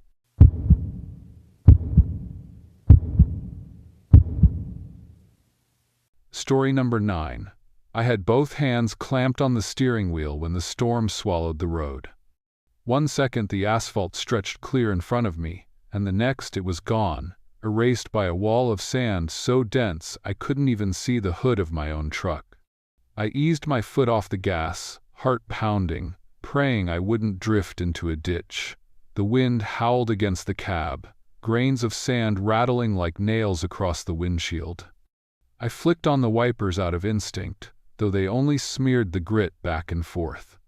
My CB radio hissed static, the voice of another driver cut off mid-sentence, as if the storm itself had reached inside and torn the wires apart. For a moment, I just sat there, frozen, the engine idling low, trying to decide whether to keep creeping forward or stop completely. I couldn't see the shoulder, couldn't even trust that I was still on the road. I thought about pulling over, but what if another truck barreled through behind me? What if I wasn't on the asphalt anymore, and parked on sand that would swallow my tires. My hands were slick with sweat as I forced myself to keep moving at a crawl, eyes straining for any hint of shape through the swirling beige. My chest tightened with each passing minute, the silence inside the cab deafening against the roar outside. I kept glancing at the CB, tapping the side of it like that might bring the other drivers back. No voices, no crackle, just dead air. The loneliness of it hit me harder than the storm. I wasn't used to being cut off. On long desert hauls, the chatter of other drivers was a lifeline, a reminder you weren't just a speck of steel lost in endless sand. I tried to tell myself the others had pulled off, maybe waiting it out. But the storm pressed against the cab like a living thing, making me feel like the last man alive. When the wind finally began to ease, I realized my fingers ached from gripping the wheels so tight. Slowly, shapes started to emerge through the thinning veil. The hint of sky above, the pale strip of road beneath me. Relief came like a flood, and I let out a laugh that sounded too high, too shaky. I pressed the pedal a little, wanting out of that suffocating stretch. Then, ahead of me on the asphalt, I noticed something odd, thick black tire marks looping in a wide, perfect circle. My first thought was some joyrider had been messing around before the storm hit, but as I drew closer, my stomach twisted. The tracks weren't random. They were fresh, and they circled directly around my truck. I slammed the brakes and climbed out, boots crunching against the gritty surface. The heat from the storm hadn't fully lifted. Sand still clung to my jacket. I walked slowly along the blackened rubber arcs, tracing them with my eyes. They weren't jagged, weren't messy. It was as though a massive vehicle had rolled around me again and again, deliberate, methodical, always keeping me at the center. My truck had barely moved. I knew that. I hadn't spun the wheel, hadn't turned. So whose tracks were these? The thought of another driver looping me in the middle of a storm without a single horn blast or headlight made my skin crawl. No one could get that close without me noticing. I circled back to the cab, forcing myself to climb inside. My throat was dry, and I couldn't shake the feeling of being marked, like someone had made a shape around me, like a hunter penning in prey. I tried the CB again, static. I cursed under my breath and decided I had to keep driving. Whatever it was, the desert was playing tricks on me. That was the only explanation that wouldn't drive me mad. For the next hour I kept checking the mirrors. The road stretched empty in both directions. Nothing but low hills in the distance, shimmering with heat. I passed a service station that looked deserted, doors shuttered tight, pumps stripped bare. I thought about stopping, but my gut said keep going. The sun was dipping low, painting everything in orange. I wanted to be out of the desert before full dark. But then I saw them again, fresh arcs on the road ahead, circling across both lanes. My chest seized. I slowed, scanning every angle, but there was no other vehicle. No dust trail, no sign of motion. Just those deliberate circles, waiting for me like a message I wasn't supposed to ignore. I pulled to the shoulder, killed the engine, and sat breathing hard. "Who's out here?" I muttered aloud, half hoping the sound of my own voice would steady me. My palms were shaking as I opened the glove box, pulling out the small flashlight I kept there. Stepping into the cooling desert air, I crouched low and studied the marks. They overlapped perfectly, as though a machine had traced the same path multiple times. No skids, no hesitation, just continuous motion. But the strangest part, the depth of the rubber. The arcs were pressed deep into the asphalt, darker and heavier than normal tracks. Whoever made them hadn't just been driving. They'd been pressing down with weight, like grinding the road under some massive load. The silence around me pressed harder than the storm had. No birds, no wind, just my breathing, sharp and fast. I swung the flashlight beam toward the dunes, half expecting headlights or figures watching. Nothing. When I turned back, my stomach lurched. There were new arcs, half circles curling just behind my truck's rear tires, faint but there. I had walked past that spot seconds earlier, and they hadn't been there. I froze, the flashlight trembling in my hand. My first instinct was to run, just sprint into the desert, but where would I go? The thought of leaving the truck, my only shelter, made me feel instantly exposed. So I forced myself back inside, locked the doors, and started the engine. My hands wouldn't stop shaking. I drove through the night, every nerve stretched thin. Each time I thought I saw movement in the mirrors, just shadows twisting on the road behind me. I pressed harder, on the accelerator. My gas gauge slipped lower, and I prayed for a town. When the faint lights of Albox finally glimmered ahead, I nearly cried. I rolled into the first open cafe I saw, parking under the flickering neon. Inside, the smell of coffee and fried food nearly knocked me over with relief. I sat at the counter, ordered something hot, and tried to steady myself. The waitress, an older woman with tired eyes, asked where I was coming from.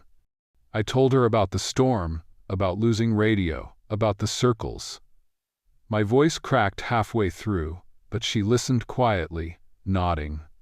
Then she leaned closer and whispered, "You aren't the first." My skin prickled cold despite the heat. She said, "Drivers passing through the Almeria desert sometimes reported the same thing. Perfect circles, always around their trucks, always appearing when visibility dropped. Some swore it was other drivers trying to scare them. Some claimed heavy machinery from military tests, but no one ever saw who did it. Just tracks, always tracks, and a sense that someone had been close enough to touch." I asked her what she thought. She hesitated, then said she believed the desert had its own way of keeping count of who entered and who left. "It circles you," she said softly, "to remind you that you're never really alone out there." Her words dug into me, deeper than any ghost story could have. I couldn't eat. I couldn't even finish my coffee. I paid quickly and walked back to the truck, heart hammering. I checked the pavement under my tires before climbing in. Clean, no arcs, no marks. I told myself it was over. But when I reached home the next day, and finally stepped down from the cab, I looked once more at the asphalt beneath me. There, pressed in deep black rubber, were the same perfect circles. Only this time, they weren't around the truck. They were around me, looping in wide arcs around the exact spot where I stood. That was the last long haul I ever took through Almeria. Even now, whenever I close my eyes, I can feel those circles tightening, reminding me that something out there moved around me while I sat blind in the storm, and it has never really let me go.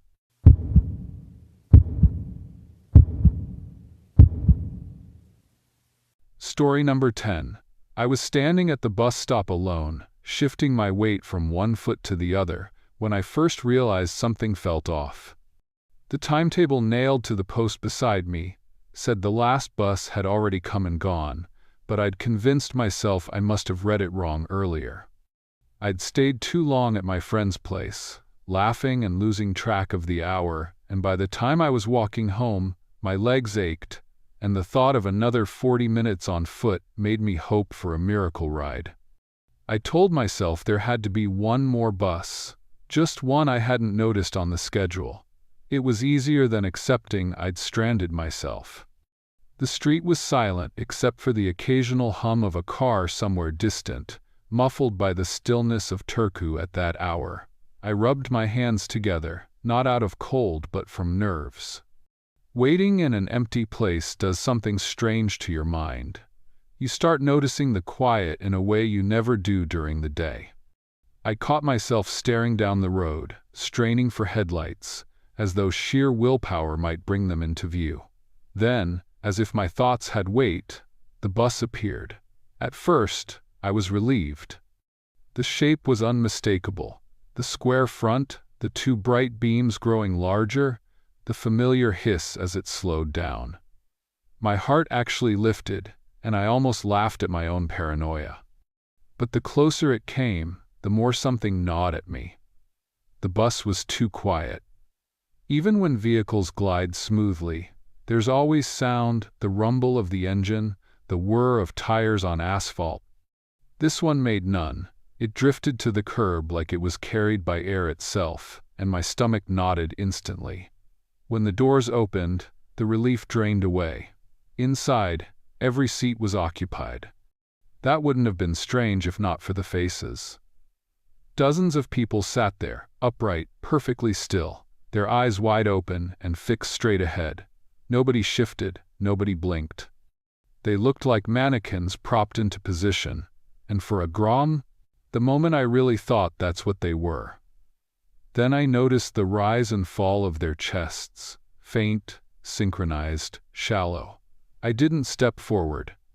My body wanted to, but something deeper held me back, a primal warning I couldn't ignore. The driver didn't look at me, didn't even lean forward, just sat stiffly with both hands on the wheel, staring ahead like the rest. The open doorway gaped, waiting. I should have been relieved at the chance to go home faster, but instead I felt as though I was standing at the edge of a cliff, urged to leap. I took a small step backward. The instant my heels scraped the pavement, the bus doors snapped shut. No pause, no delay like it had been waiting for that signal. And then it moved. Not with the grinding pull of gears, but in absolute silence, gliding back onto the road, accelerating too smoothly, too fast. Within seconds it was gone, swallowed by the dark stretch of street, leaving no sound of departure, no fading roar of an engine, just absence. My chest was tight, my throat raw, as if I'd been holding back a scream I couldn't let out. I forced myself to stand there a full minute longer, telling myself maybe I'd misperceived, maybe stress and exhaustion were painting my mind with tricks. But the longer I replayed it, the clearer the details became, the glassy eyes, the rigid postures, the impossible quiet. My body wouldn't even let me consider walking the same direction it had gone. I turned and forced myself to take the long walk home instead, feeling like the dark behind me pressed closer with every step. When I finally reached my front door, I locked it twice. I didn't sleep well that night, jerking awake to imagine sounds of brakes hissing outside. Every time I closed my eyes, I saw those passengers again, and each time I remembered more, how not a single head had turned toward me, yet I had the crushing sense that they all knew I was there. The next day, I couldn't keep it to myself. I told my mother first, expecting her to scold me for making up stories. Instead, she frowned in confusion and said that route stopped running after 9 o'clock. I had been at the stop past 11. She was certain. To prove it, I went back to the post later that day and read the timetable carefully in the daylight. She was right. The last bus had left hours earlier. That should have been enough to scare me into silence, but I couldn't let it go. I called the transport office, trying to sound casual as I asked if maybe an unscheduled bus had been running last night. The man on the phone sounded almost amused, like I was joking. "No extra runs," he said flatly. "Definitely not at that time. Only the regular schedule." I pressed, asking if maybe one of the drivers had taken a vehicle out late by mistake or for training. He cut me off. Impossible. All buses were accounted for. And then, almost as if he wanted to put me off balance, he added, "You weren't waiting alone, were you?" I swallowed hard. "Yes," I said. There was a pause, and then his voice softened, like he regretted saying it. "Probably nothing then. Don't worry about it." But the way he rushed to hang up told me everything. He knew something. For days I tried to reason it out. Stress, fatigue, even hallucination. But the problem with lying to yourself is that you still know the truth beneath it. I hadn't imagined the way my shoes scraped when I stepped back. Hadn't imagined the synchronized breaths rising and falling in unison behind the glass. Hallucinations don't leave you feeling watched long after the moment is gone. The following week, I told a friend at school, half laughing, as though testing the story's weight when spoken out loud. His smile faltered. "My uncle once said he saw a ghost bus near the river," he said quietly. "Years ago, same thing, full of people who didn't move. He never told it straight, just called it the dead bus. Everyone teased him. I wanted to dismiss it, but my skin prickled. He hadn't known where I'd been, yet he described it close enough to cut through me. That night, I tried again to sleep, but every creak of my house made me jolt. At one point, I thought I heard the hiss of doors opening outside, and I didn't dare look out the window. Months passed. I told myself it was done, a single bizarre event I'd one day half believe was a dream. But Turku is not so large a place, and memories don't fade just because you want them to. It was winter when I finally broke. I was sitting in a cafe, sipping coffee, when two elderly men at the next table began speaking about the old days. One mentioned the bus routes, and the other leaned in, lowering his voice. "You know about the ghost bus?" he said. My cup froze halfway to my lips. He described it without pause, how it glides silently, how passengers sit stiff and never look your way, how it comes when you wait too late at night. His friend waved it off, but I knew, from the tremor in the old man's tone, that he believed every word. The worst part wasn't that he confirmed my story, it was what he said next. "You never get on," he muttered. "That's the rule. People who do, they don't come back. Every few years, someone disappears. They always blame runaways." But I know better. I left the cafe before finishing my drink. My legs trembled the whole walk home. It wasn't just my story anymore, it was part of something larger, a thread woven into the city itself. A secret people whispered but never admitted openly. And that's why I've never told this to anyone outside my closest circle. Not because I fear being called a liar, but because I don't want anyone tempted. Curiosity is dangerous. If you're ever in a small city at night, tired and waiting at a stop that feels emptier than it should, remember this. Not every bus that arrives is meant for you. I know what I saw. I know what I felt in my bones when I stepped back instead of forward. If I hadn't, I wouldn't be here to tell you. And that's the truth. I can't shake that silence of doors closing, that impossible glide into nothing. It wasn't chance. It was choice. I chose not to board, and that decision is the only reason I'm alive to warn you now.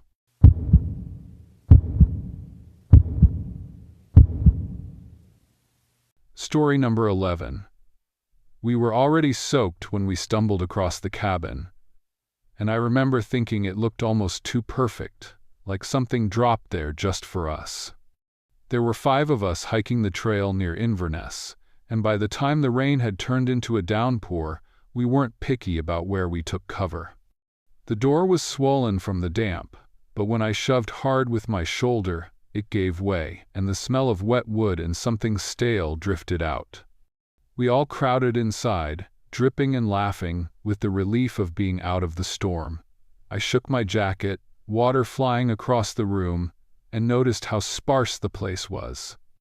A table, 3 chairs, a wood stove, and a few shelves stacked with random odds and ends, old lanterns, a rusted kettle, some chipped mugs. The floor creaked under our boots, and everything about the cabin felt like it hadn't been touched in years. Still, it was shelter, and we were grateful. No one thought twice about making ourselves comfortable, even though the air carried that faint, closed-up dampness that clings to forgotten places. Rob, the loudest in our group, dropped his pack with a thud on the table and started rummaging around. "Bet some hermit lived here," he said. His voice carried easily in the small space. "Look, someone left tins."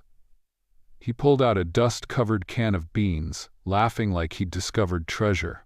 I went to the shelves to see for myself, brushing cobwebs away with the back of my hand. That's when I noticed the notebook. It was wedged between two cracked mugs, its cover warped from moisture. Something about it felt deliberate, like it had been placed where someone would eventually find it. I pulled it free and blew away the thin layer of dust. The cover was dark green, the kind schoolchildren used years ago. I flipped it open, and my stomach twisted when I saw the date written neatly at the top of the first page. August 14th, 1986. That was today's date. I didn't say anything. At first, I just stared, my eyes tracing over the words. The handwriting was careful, almost too careful, as if someone wanted to be sure it was legible long after they were gone. The entry described a group of hikers caught in the rain who had stumbled into this very cabin for shelter.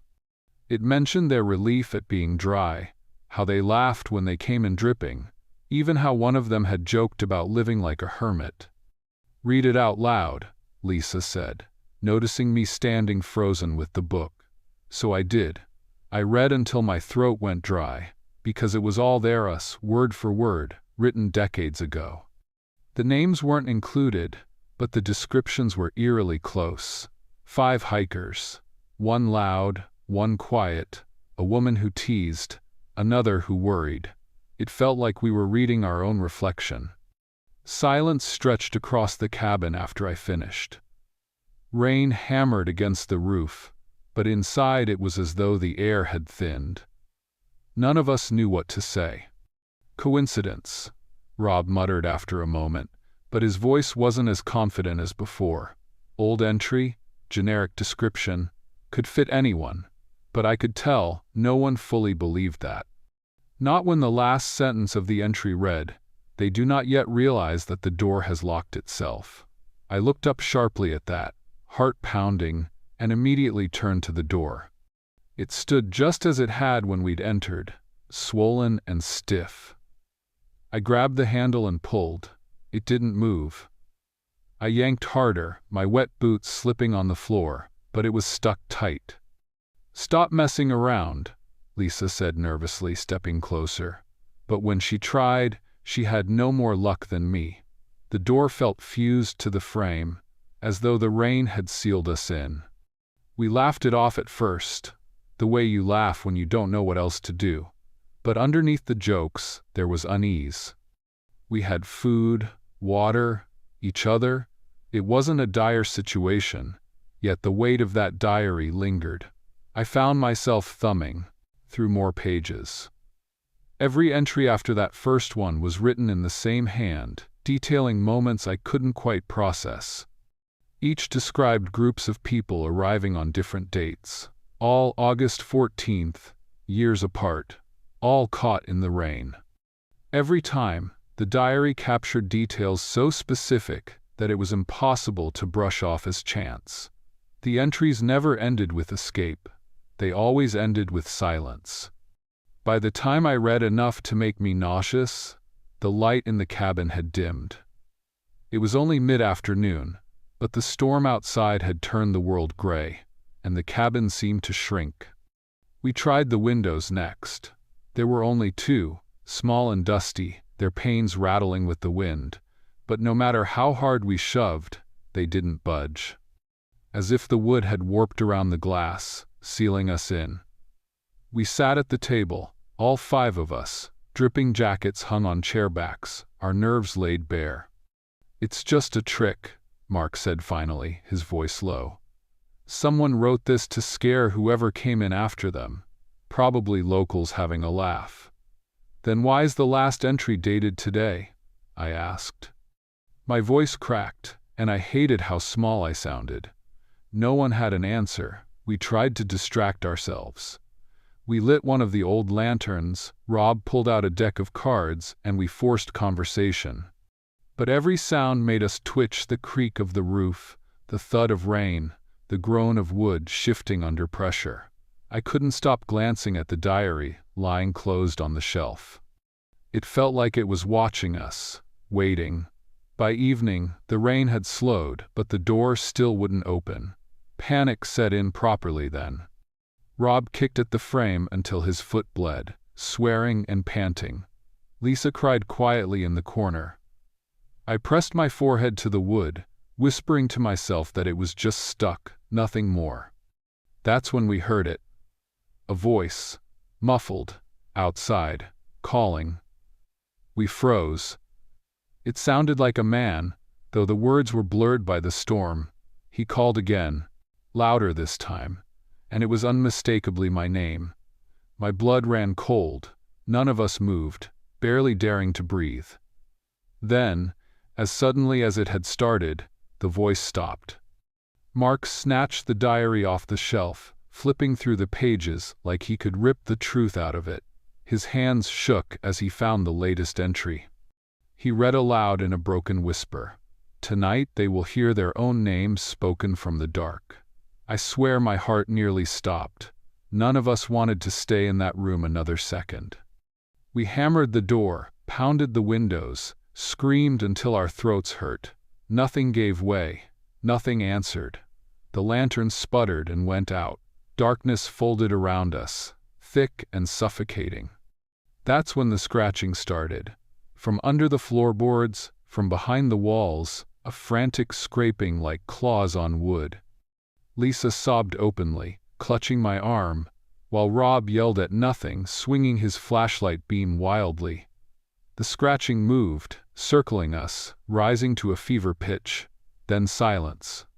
I don't know how long we sat there, huddled together in the dark, too afraid to speak. Time didn't feel real anymore.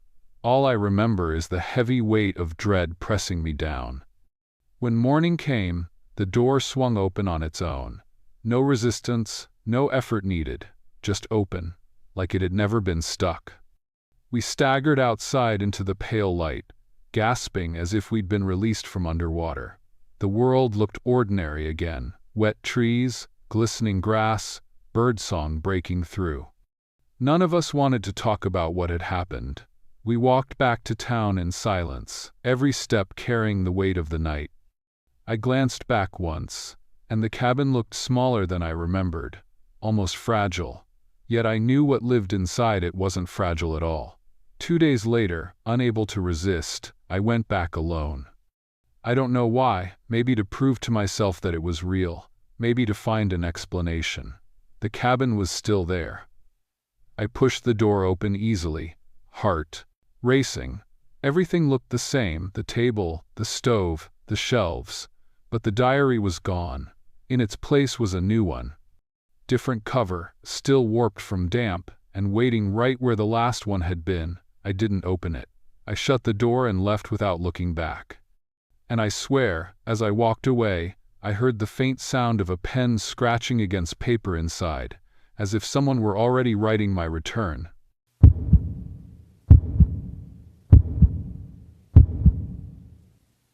Story number 12.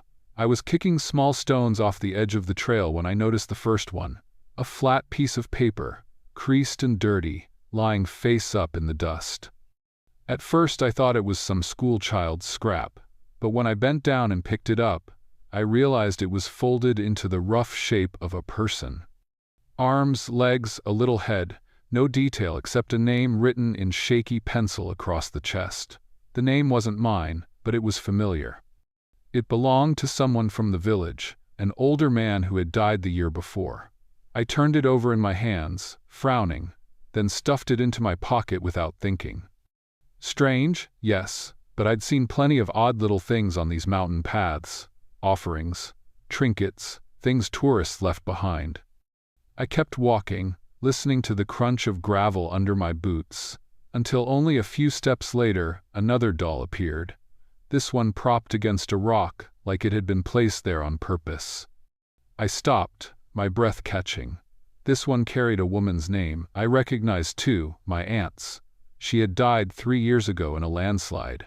Something inside me resisted, but my hand reached for it anyway. The paper felt damp, as if the mountain itself had sweated into it. My pulse quickened, and I looked down the trail. Scattered farther ahead, in a line like breadcrumbs, were more dolls. I could see them waiting for me. I walked on, slower now, my throat dry. Each doll bore a name I knew, a neighbor, a shopkeeper, a girl I had once played with in school before she fell ill. Every one of them was gone, all dead, their names pressed into thin white paper bodies. By the 10th doll, I couldn't breathe right. My hand shook so badly I dropped it. The wind carried it a few inches, and for a moment I thought I saw the little figure twitch like it was trying to crawl away. I told myself I was imagining things, that grief does strange tricks, that maybe someone in the village was leaving these as some twisted memorial. But then I saw the last one.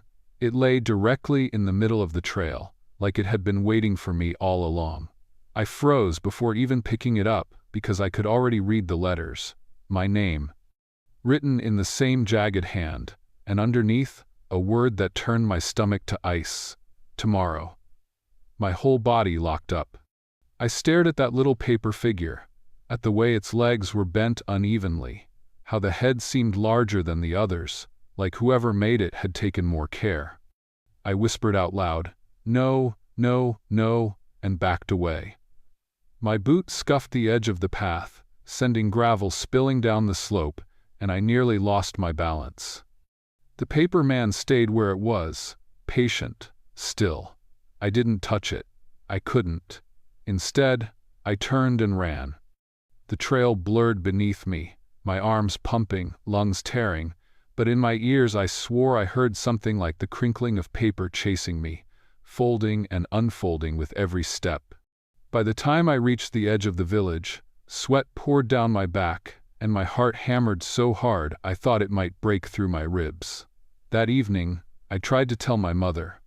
She frowned, stirring lentils in the pot, and said maybe I had seen kids playing some prank, but I could see in her eyes she didn't believe it. She wouldn't even meet my gaze when I said the names. When I told her, one of them was my aunt. She only told me to stop thinking about it, that it wasn't good to invite bad spirits with talk. I didn't sleep that night. Every time I closed my eyes I saw paper dolls lying on my pillow, the faint scratch of pencil pressing my name again and again. Around midnight I sat up in bed, trembling, and swore I heard a faint shuffle outside my window, like dry leaves dragged across the ground. The next morning I stayed inside as long as I could. But some compulsion dragged me back. My hands trembled as I tied my shoes, and my reflection in the cracked mirror looked pale and hollow, older somehow. I told myself I wouldn't go far, only to prove to myself it had been some cruel coincidence.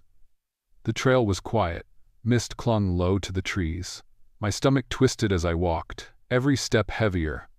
And then I saw them again, more dolls, not scattered in a line this time, but arranged in a small circle right in the middle of the path.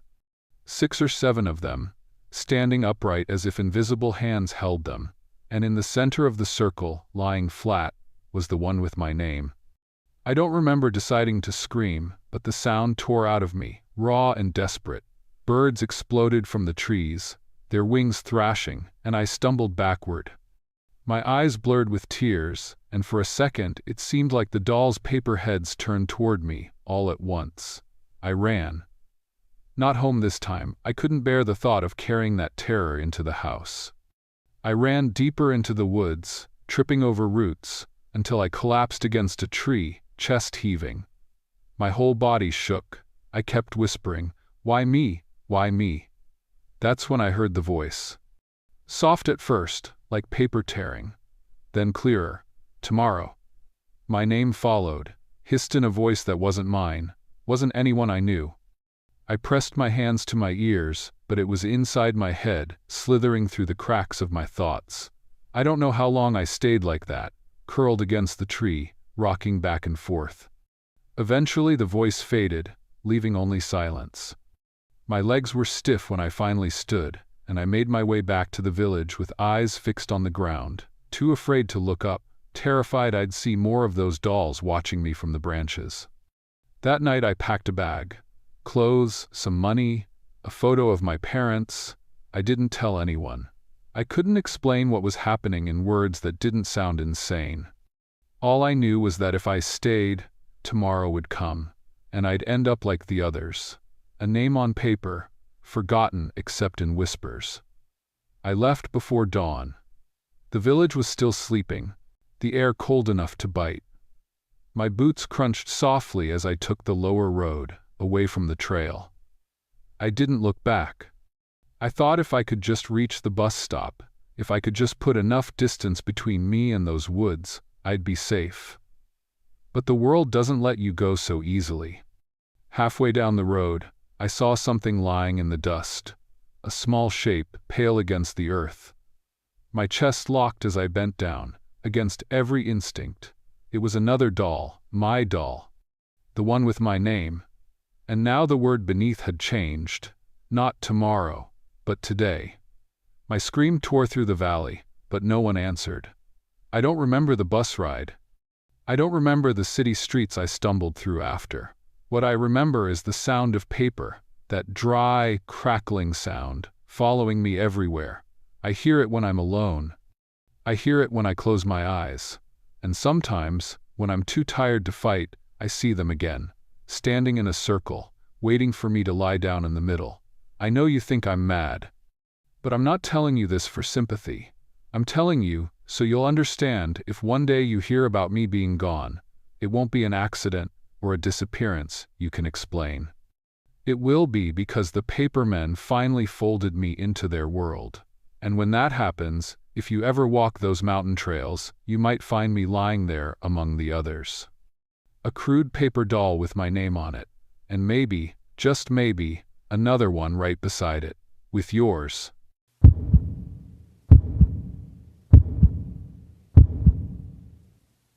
Story number 13.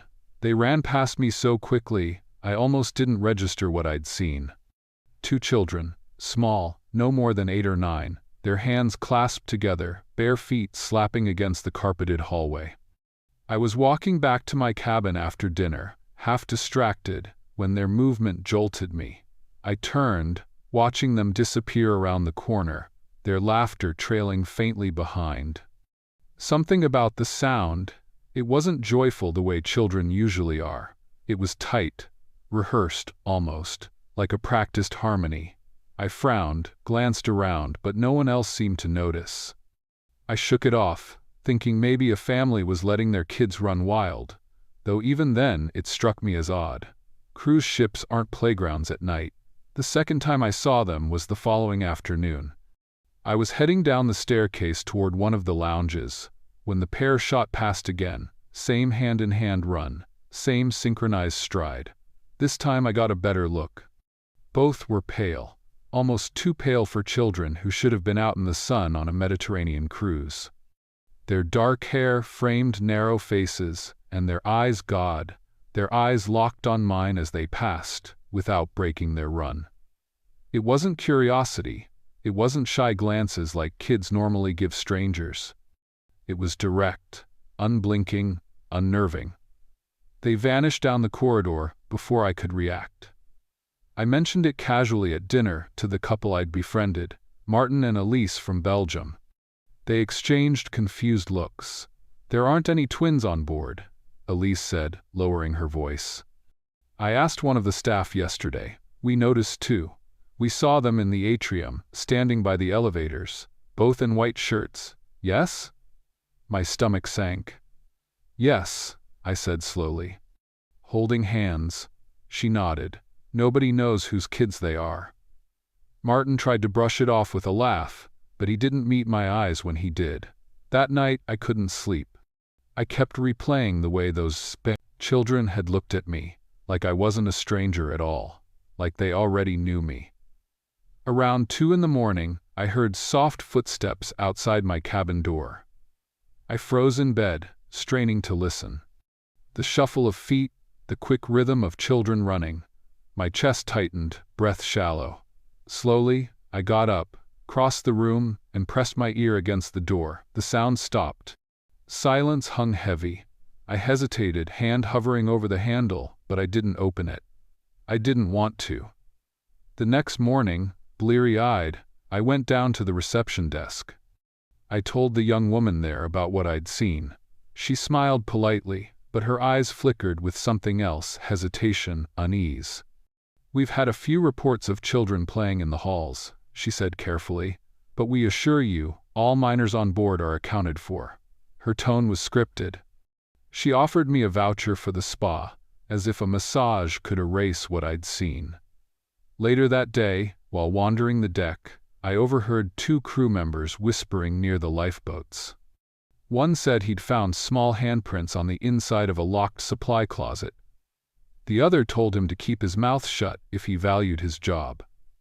They noticed me watching and quickly walked away. My unease deepened into something heavier, a dread that clung to me like humidity. By the fourth day, sightings of the twins became the unspoken topic among passengers. People whispered over breakfast, at the bar, in the gym. Always the same description: pale, dark-haired, dressed alike, hand in hand. Always vanishing around corners or into empty rooms. Yet no one could trace them back to a cabin, no one saw them eat with family, and no names matched them on the manifest. They were ghosts walking among us, though nobody dared to call them that aloud. That evening, Elise knocked on my cabin door. Her face was pale, lips trembling. "They were outside our room," she whispered. "Just standing there, holding hands, staring at the door. We could hear them breathing." She was shaking. Martin stepped into view behind her, his jaw tight, eyes dark with something I hadn't seen before. Fear. Real, bone-deep fear. We agreed to stick together that night, so they brought pillows and blankets and stayed in my cabin. It felt childish, huddling like kids at a sleepover, but the comfort of their presence steadied me. For a while, sometime after midnight, the laughter started, faint at first, then growing closer, filling the corridor outside. 3 of us sat upright, listening, wide-eyed. The sound circled, moving past the door, fading, then returning. Elise clutched my arm. "They know we're here," she whispered, voice trembling. I swallowed hard, trying to muster reason. "It's just kids," I whispered back. "Maybe." But even as I said it, I didn't believe it. Then came the knock. 3 sharp raps on the door. We froze. Another knock, slower, deliberate. Martin whispered, "Don't answer." My heartbeat was so loud I thought it would give us away. The knock stopped, but the laughter resumed, softer this time, as if right against the door.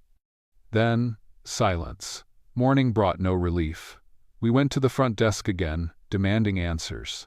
The receptionist kept her composure, but when we pressed, she finally admitted, almost in a whisper, "There are no registered twins on this voyage." She glanced around nervously before adding, "But people see them sometimes, on certain routes." That was all she would say. The ship docked briefly in Kotor, Montenegro, a stop I'd been looking forward to. The old town's stone walls, the narrow alleys, the history. I should have felt awe. But the whole time on land, I felt eyes on me. At one point, standing in the crowded square, I saw them again, the twins. Across the street, holding hands, watching me through the throng of tourists. I blinked, and they were gone. I nearly collapsed. Elise had to grip my arm to steady me. "They followed us."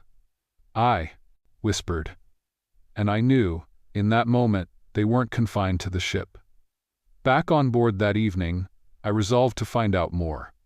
I cornered one of the older stewards, a man with deep lines etched in his face, who had been working the cruise line for decades.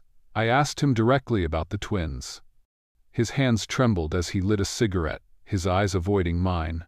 "They were real, once," he said finally, voice low. 2 children, brother and sister. They died on a crossing years ago, fell overboard. Some say they were pushed." He exhaled smoke, his face pale. "Since then, people see them, running, laughing, always together."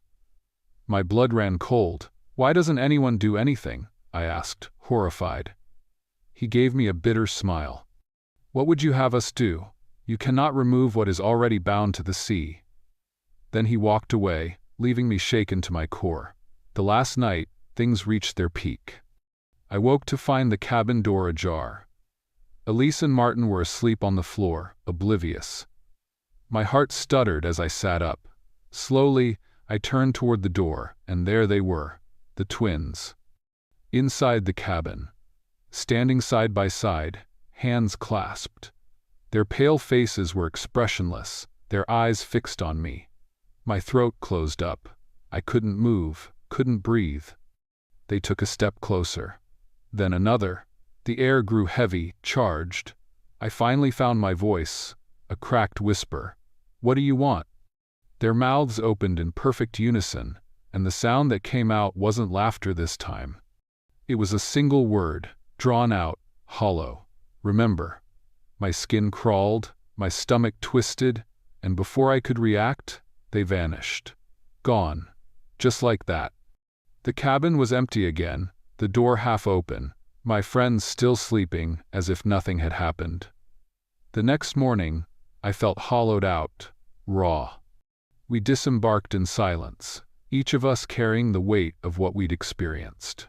On the dock in Kotor, as passengers scattered into the streets, I glanced back at the ship. For a fleeting moment, on the highest deck, I saw them again, hand in hand, watching. I don't know why they chose me, why they appeared so clearly. Maybe they needed witnesses, someone to remember them, someone who wouldn't let their story fade into the churn of waves and years. But I can tell you this, I will never forget. Not the sound of their laughter in the halls, not the weight of their eyes on mine, not that final word they spoke. And ever since, whenever I hear children laughing in a place they shouldn't be, an empty station, a deserted street, a quiet building, I freeze. Because I know it could be them, still searching, still running, still holding hands, bound together forever, reminding us that they were here, that they existed, and that the sea never truly lets anyone go.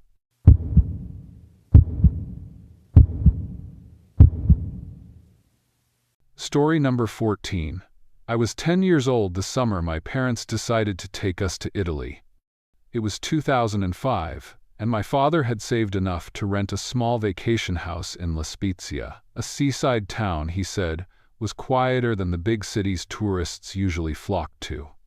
My mother was excited about the seafood, my father was excited about hiking, and I was just happy to be away from school for a while. The house wasn't large, just a 2-story stone place with creaky stairs and shutters that banged in the wind, but to me it felt like an adventure. I remember running up the staircase the first day, choosing the bedroom with the small balcony, proud that my parents let me pick, instead of just deciding for me. The first couple of days were normal.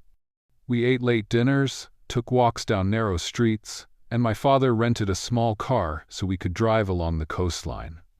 I remember falling asleep at night to the muffled sound of my parents talking downstairs, sometimes arguing softly about directions or money, but always settling back into laughter. It felt safe, familiar, like any family trip. Until the morning, everything changed. I woke up and the house was too quiet. Usually my mother was already moving about the kitchen, clattering dishes, or my father was fiddling with the guidebook he carried everywhere. That day, there was nothing. I called out for them, my voice echoing against the stone walls. No answer. I padded down the stairs, expecting to find them on the patio drinking coffee, but the chairs were empty, the cups untouched. I checked every room, bathroom, kitchen, living room. Nothing. Even their suitcases were gone. At first I thought it was some kind of trick, that maybe they had gone out for groceries and forgotten to wake me. But the longer I sat in the silence, the more wrong it felt. They wouldn't have left me, not in a strange town, not at my age. I waited. Hours passed. I remember sitting on the sofa, hugging my knees, the clock ticking louder than I'd ever noticed before. I kept telling myself they'd come back through the door any moment. My stomach growled, and I ate the bread my mother had bought the night before, chewing slowly just to fill the silence. By afternoon, panic started creeping in. I thought about going outside to look for them, but I didn't know the streets well, and I was afraid that if I left, I'd miss them coming back. So I stayed, watching the door, listening for footsteps that never came. It was near evening when I heard voices outside. Relief flooded me, and I ran to the window. A family was walking up the path, a man, a woman, and a girl about my age. At first I thought maybe they were neighbors or someone who could help me. But then I saw the keys in the man's hand, and the way they moved toward the door like they owned the place. My heart pounded. I backed away as the lock turned and the door creaked open. They stepped inside casually, carrying bags like any guests would. The man looked at me, smiled, and said, "There you are. We've been waiting for you." I froze. His Italian was thickly accented, but I understood enough. The woman walked over and touched my shoulder gently, calling me by a name I'd never heard before, Matteo. She said it like it was obvious, like I was her son. I stammered in English that my name wasn't Matteo, that I was waiting for my parents. The girl, who looked maybe 11, giggled and said, "He's just playing again. He always pretends he's someone else." The man closed the door behind him and locked it. I told them over and over that I wasn't their child, that my parents were gone and I didn't know where they were, but they didn't listen. They unpacked their bags, moving around the kitchen and living room like they'd lived there forever. The woman made dinner and set a plate in front of me, telling me to eat. The man patted my head and said, "It's good to have you back home." The girl whispered to me when her parents weren't looking, "Don't fight it. It's easier if you don't." That frightened me more than anything. It wasn't a game for her. She believed it. That night, they tucked me into bed in my room, calling me Matteo again. I wanted to scream, but the words stuck in my throat. I lay there in the dark, clutching the sheets, wishing my parents would walk through the door and take me away, but they never did.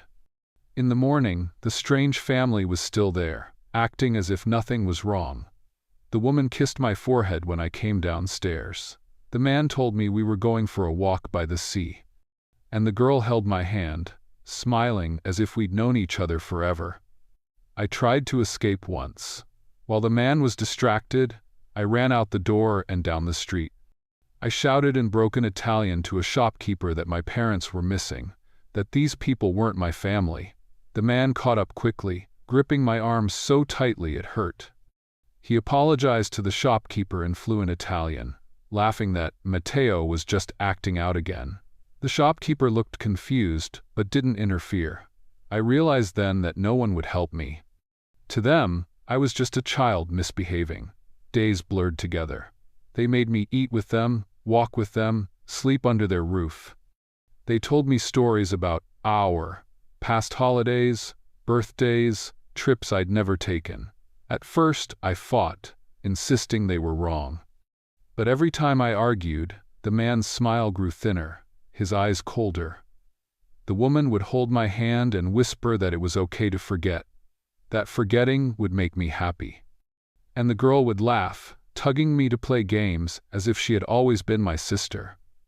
After a while, exhaustion took over. I stopped correcting them. I answered to Matteo. It was easier. Inside, though, I never forgot. I thought constantly of my parents, of how they'd vanished without a trace. I wondered if they'd left me, if something had happened to them, or if this family had BSS, something to do with it. But no matter how many times I asked, no answers came. The man would just smile and say, "Families change, you're ours now." The woman would hush me with a lullaby in a language I didn't recognize. And the girl would squeeze my hand and say, "Don't worry, you'll learn to love it." After what felt like weeks, though I can't be sure, something shifted. We were walking along the harbor one evening when I saw a reflection in a shop window. For a second, I didn't recognize myself. The boy staring back at me looked like me, but older somehow, with shadows under his eyes and a stiffness in his posture. And yet, when the woman called Matteo, that boy turned his head. I realized I was beginning to slip, to believe them, to become what they said I was. Fear surged back, stronger than ever. I couldn't let that happen. That night, when they went to sleep, I climbed out the balcony window.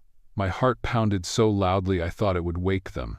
I ran barefoot through the streets until I reached the police station. I must have looked wild, half-crazed, babbling in broken Italian and English that I was lost, that my parents were gone. The officers tried to calm me, offering me water and blankets. When they asked my name, I almost said Matteo. The word sat on my tongue like it belonged to me, but I forced myself to say my real name. Over and over again, louder each time, until they wrote it down. The family came to the station the next day. They insisted I was theirs, that I was confused. They showed papers, photographs, even a passport with my picture, but under the name Matteo. My hands shook as I denied it, clinging to the officer's sleeve, begging them not to send me back. For a moment, I thought they'd believe the family. But then one officer noticed something off in the documents, a discrepancy in dates and stamps. They took the family into another room for questioning. I never saw them again. I was placed in a shelter until officials could contact the embassy. Weeks later, I was flown back home to England. My grandparents met me at the airport, hugging me tightly. My parents were never found. No trace, no explanation, just gone. Authorities told me they might have gotten lost, had an accident, been robbed, but deep down, I never believed it was that simple. I think that family had something to do with it. Whether they took my parents or replaced them, I'll never know. But I know they wanted me, and for a while, they almost succeeded in making me believe I was theirs. I'm an adult now, but sometimes I still wake up in the middle of the night, certain I'll hear the woman's lullaby or the man's calm voice calling me Matteo. Sometimes I catch myself in the mirror and wonder if I really escaped, or if part of me stayed behind with them. I've tried to live a normal life, but I carry that summer like a scar no one can see. People don't believe me when I tell the story. They nod politely, say it must have been trauma or a child's imagination filling in the blanks. But I know what happened. I know what I lived. And sometimes, when I least expect it, I feel a hand squeeze mine, small and familiar, like the girl's. When I look down, there's nothing there. But the pressure lingers, warm and possessive, as if reminding me that family isn't always the one you choose. Sometimes, it's the one that chooses you, and once it does, it never truly lets go.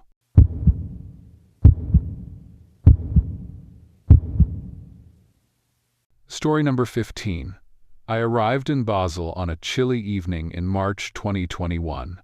It was the kind of trip I had promised myself for years, a small retreat to recharge and work on my paintings. I had booked an Airbnb, a modest apartment near the Rhine, just far enough from the bustle of the city center to give me peace but close enough to galleries and cafes. When I rang the bell, a man answered almost immediately. He looked to be in his late 30s, maybe early 40s, with a wide smile and tired eyes. "You must be Clara," he said warmly, though my name wasn't on my Airbnb profile. That struck me as odd, but I brushed it off. Maybe he'd read it in my messages. He handed me the keys, showed me around quickly, pointed out the Wi-Fi code, and said if I needed anything, he lived nearby. Then he left, and I was alone. The apartment itself was perfect. 2 rooms, clean, stocked with basic groceries, and canvases stacked neatly in the corner as if he knew I was coming to paint. I didn't remember seeing those in the listing photos, but I was grateful. For the first 2 days, I sank into a routine of painting, reading, and walking along the quiet streets. Everything seemed almost too easy, and I kept telling myself how lucky I'd been with this host. On the 3rd morning, I woke up to a faint knock at the door. When I opened it, there was no one there, only a folded note slipped under the mat. It read, "Hope you're settling in. Dinner soon?" There was no signature, but I assumed it was from the host. I laughed, thinking he was just friendly. Still, I didn't reply. I didn't have his number saved, and he hadn't left one. That same evening, I heard the apartment door handle rattle softly, as though someone was testing it. My heart froze. I waited in silence, paintbrush in hand, until it stopped. I wanted to believe I imagined it. Maybe it was the old lock, but the unease grew heavier. The next day, as I returned from buying groceries, 2 police officers stood outside the building. They stopped me politely and asked if I lived there. I explained I was just a guest. One of them exchanged a look with his partner before asking if I'd been in contact with the owner. I said yes, I'd met him on arrival. That's when they told me something that still makes my stomach lurch. The real host, a man named Elias Meyer, had been found dead a week before, murdered in his own apartment. I nearly dropped the groceries. I described the man who had welcomed me, the smiling face, the voice. The officers shook their heads. That didn't match Elias. They asked if I had a photo, but I didn't. All I had was a vague memory of a warm but slightly off smile. They told me no one was supposed to be staying in the apartment, that it should have been sealed for investigation. I couldn't believe it. I had the keys. I had messages on the Airbnb app confirming the booking, but when I pulled out my phone and showed them, the listing had vanished. The police asked me to pack my things immediately. They wanted to take me to the station for a statement, and they didn't want me staying in the building another night. I agreed, shaken to the core, but when I went back inside to collect my belongings, I realized something was wrong. My paintings, the ones I'd worked on over the past few days, were gone. The canvases I'd finished were missing, leaving only the empty ones stacked where I'd found them. At first I thought maybe I'd misplaced them, but they weren't anywhere. I felt my throat tighten. Someone had been inside while I slept. At the police station, I spent hours explaining every detail, how he greeted me, the keys, the note, the rattling door. They listened carefully but seemed frustrated. They said whoever gave me those keys wasn't the real host, and they had no idea how I got access. When I mentioned the note, they asked if I still had it. I pulled it from my pocket, but to my horror, the handwriting had smudged as if they were written in water, leaving almost nothing legible. They took it anyway. They booked me into a small hotel for the night, free of charge, and told me they'd keep in touch. I tried to sleep, but every noise in the corridor made me jump. I kept seeing his smile in my head, too vivid to shake off. By morning, I told myself it was over, that the police would handle it, and I'd just cut my trip short. I wasn't in the mood to paint anymore. But then the calls started. The first came mid-afternoon. A man's voice, calm and low, said, "You left too soon." I froze, asked who it was, but the line went dead. I went to the hotel receptionist, asked if anyone had called for me, but she said no. I tried to convince myself it was a prank, wrong number, anything. That night, another call. Same voice, this time whispering, "Your paintings are beautiful." My blood ran cold. I hadn't posted them online. Only someone who had been inside the apartment could have seen them. I called the police right away. They traced the number but said it was unregistered, likely a burner phone. They promised to send someone to check on me, but no one came that night. I barely slept. On the 4th day, as I packed my suitcase, determined to fly home, I noticed something tucked into the side pocket, a folded canvas, one of mine. The paint was still fresh, but the image wasn't the one I remembered painting. Instead of the abstract colors I had brushed, it showed a crude, rushed portrait of me sitting in that apartment painting. My stomach flipped. I didn't paint that. My hands trembled as I held it, and I knew then that he had been inside the entire time, maybe watching, maybe waiting. I left the hotel in a panic and went straight back to the police. I gave them the canvas, begged them to understand I was in danger. They finally took me seriously. They moved me to a secure location while they searched the area. A week later, they told me they found traces of someone else in the collars. Apartment fingerprints that didn't match Elias. Shoe prints too recent to belong to the original crime scene. But they never found the man I met. I went back home after that, abandoning the rest of my trip. For months, I jumped at the sound of the phone ringing. I couldn't paint. Every time I tried, I saw his smile in my mind, the way he'd said my name before I gave it. The police kept in touch for a while, but the trail went cold. They suspected he had studied Elias's routines, used the murder as an opportunity, and played host for as long as he could. Maybe I wasn't the only guest. The thought still makes my skin crawl. The worst part came 3 months later. A package arrived at my apartment in Berlin, no return address. Inside was another canvas. It was my style, my strokes, but I hadn't painted it. It showed me sleeping in my own bed, in my own flat, weeks after I had returned home. I tore it to shreds and went straight to the police, but there was nothing they could do. No fingerprints, no trace of a sender. I don't use Airbnb anymore. I don't stay in strangers' homes, and I double lock every door, every night.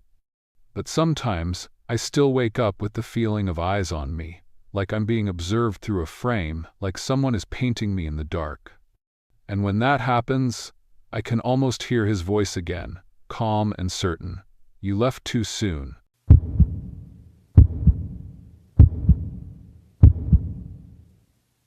Story number 16.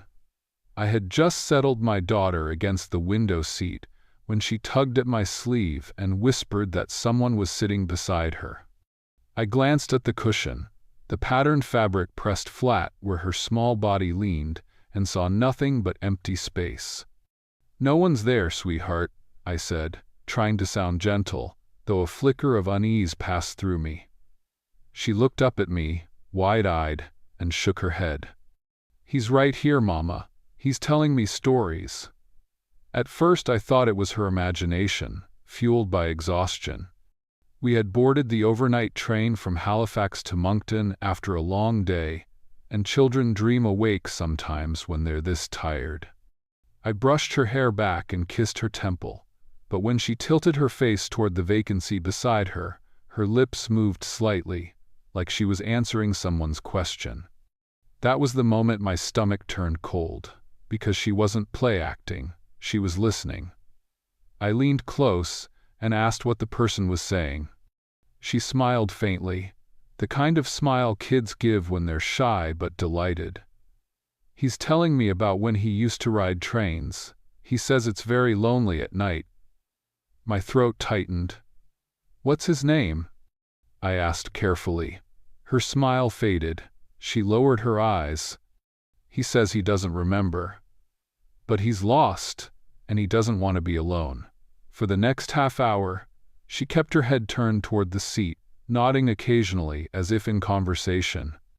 I tried to distract her with snacks, a coloring book, even a story of my own, but she grew impatient with me. "I can't hear him if you keep talking." My pulse quickened at that, because her tone was serious, annoyed in a way that didn't sound like her usual self. She was protective of this invisible seatmate. I told myself, kids invent companions all the time, and maybe this was just her mind filling the boredom of the trip. But then I noticed something odd. The seatbelt. A strap that had been lying flat on the cushion was curved, slightly indented, as if pulled taut by unseen weight. I froze, staring at it. I even pressed down on the cushion with my hand, comparing the indent. My pressure left a deeper mark, but when I lifted my palm, the other curve remained unchanged. My daughter's eyes flicked to me and then to the space, and she whispered, "Don't touch him, Mama. You're making him sad." I felt a flush of fear crawl up my neck. "Sweetheart, listen to me," I whispered, leaning close. "There's nobody there. You're just tired." She frowned, her eyes welling with frustrated tears. "You can't hear him because you don't listen." She turned her head away, speaking softly to the emptiness again, as though confiding in a friend. Unable to shake the growing dread, I finally got up and walked to the narrow corridor to find the conductor. I explained in a hushed, embarrassed voice that my daughter thought she was talking to someone in our seat, and it was scaring me. The conductor smiled politely, clearly used to odd parental concerns. "Kids have vivid imaginations, especially on these long night rides," he said. He offered to move us to another carriage if it would help. Relieved, I agreed immediately. When we returned to our seats, I told my daughter we were switching places. Her reaction rattled me more than anything so far. She clutched the armrest and shook her head violently, whispering, "No, no, no. He says we can't leave yet. He says you promised." My heart sank. I never promised anything, not even in jest. "What are you talking about?" I asked firmly. She pointed at the empty seat. "You promised you wouldn't leave him behind." I pulled her up despite her protests, murmuring soothing words, though my hands trembled. We walked down the aisle to the new carriage, but she looked over her shoulder the entire way, crying that he was following. "He's walking right behind us, Mama. Don't step on his shoes." My skin prickled. I couldn't help glancing back, half expecting to see someone. The aisle was empty. In the new seats she sat sullen and quiet, refusing to look at me. She faced the aisle, eyes fixed on something just beyond my shoulder. I resisted the urge to turn. Then she whispered, "He doesn't like this place. He says it feels wrong." I snapped, louder than I meant, "Enough! There's no one there." Her lip quivered, and she whispered, "You made him angry." The rest of the night dragged with unbearable tension. Every time I started to drift into uneasy half-sleep, she would stir and mutter to the air, sometimes giggle faintly, sometimes whimper like she was being scolded. At one point she gasped, "Stop pulling my hair," and slapped at the empty air beside her head. I gathered her into my lap, rocking her, whispering, "It's just a dream, baby, just a dream." But her wide, frightened eyes stayed fixed on something I couldn't see. Near dawn, when the train slowed before Moncton, she grew eerily calm. She pressed her cheek against my chest and whispered, "He says this is his stop." Relief washed over me, relief so strong it made me dizzy. I told her to tell him goodbye. She shook her head. "He says thank you for listening." I didn't respond. I just held her tight, staring out the window, waiting for the screech of brakes.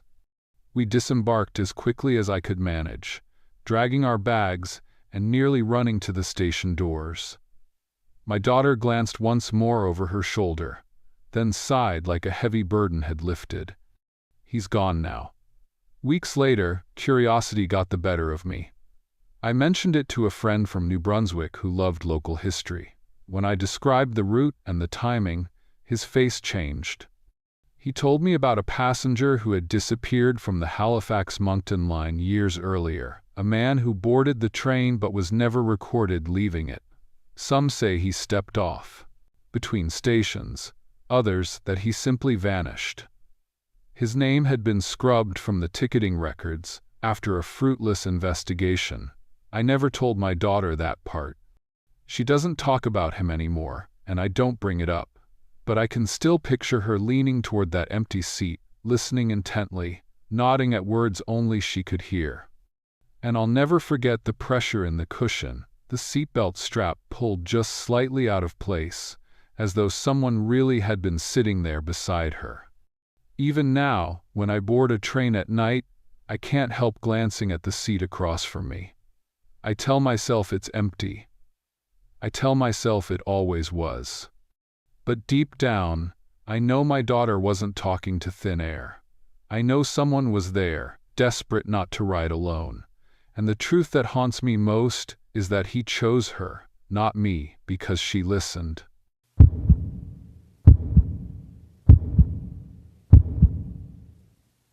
Story number 17.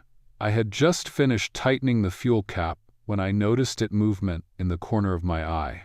I turned my head, and my stomach tightened instantly. Across the pump island, no more than 20 feet away, sat my truck. My truck. Same blue paint, same dent on the passenger side door, same set of stickers along the back window. The impossible part?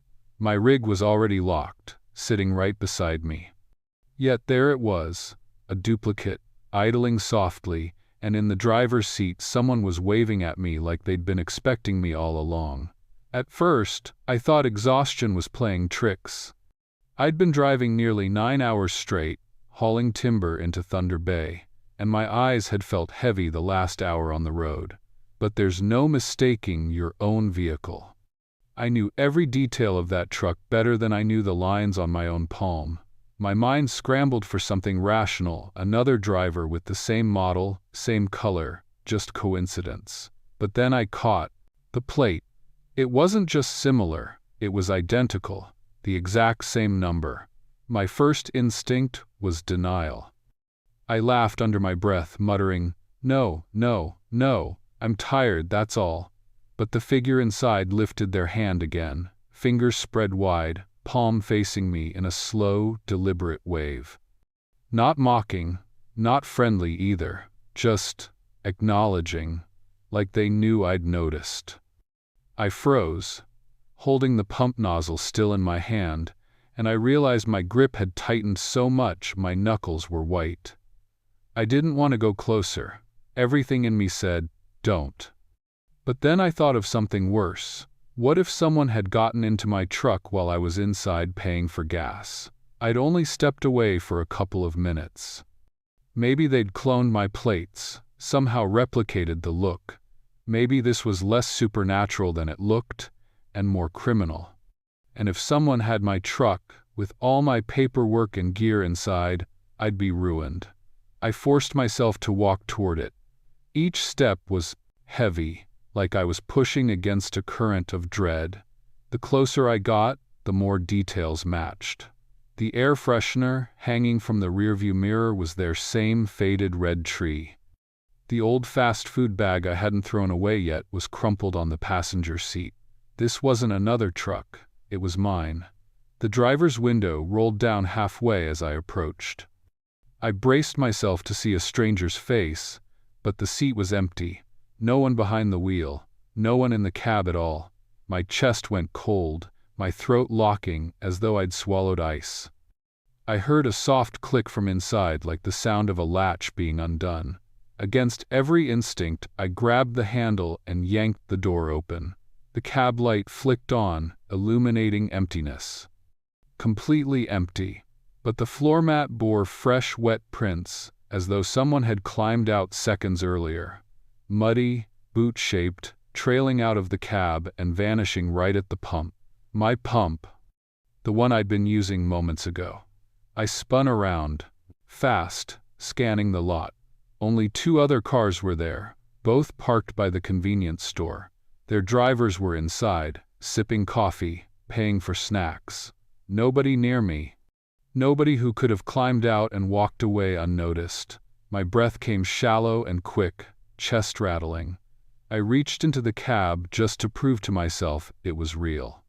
The steering wheel was still warm, like someone had been gripping it. My keychain was still hanging from the ignition, though. My keys were also in my pocket. I touched them both, one cold and solid against my thigh, the other dangling impossibly in front of me. I backed up, shaking my head. "No, this isn't happening. This isn't real."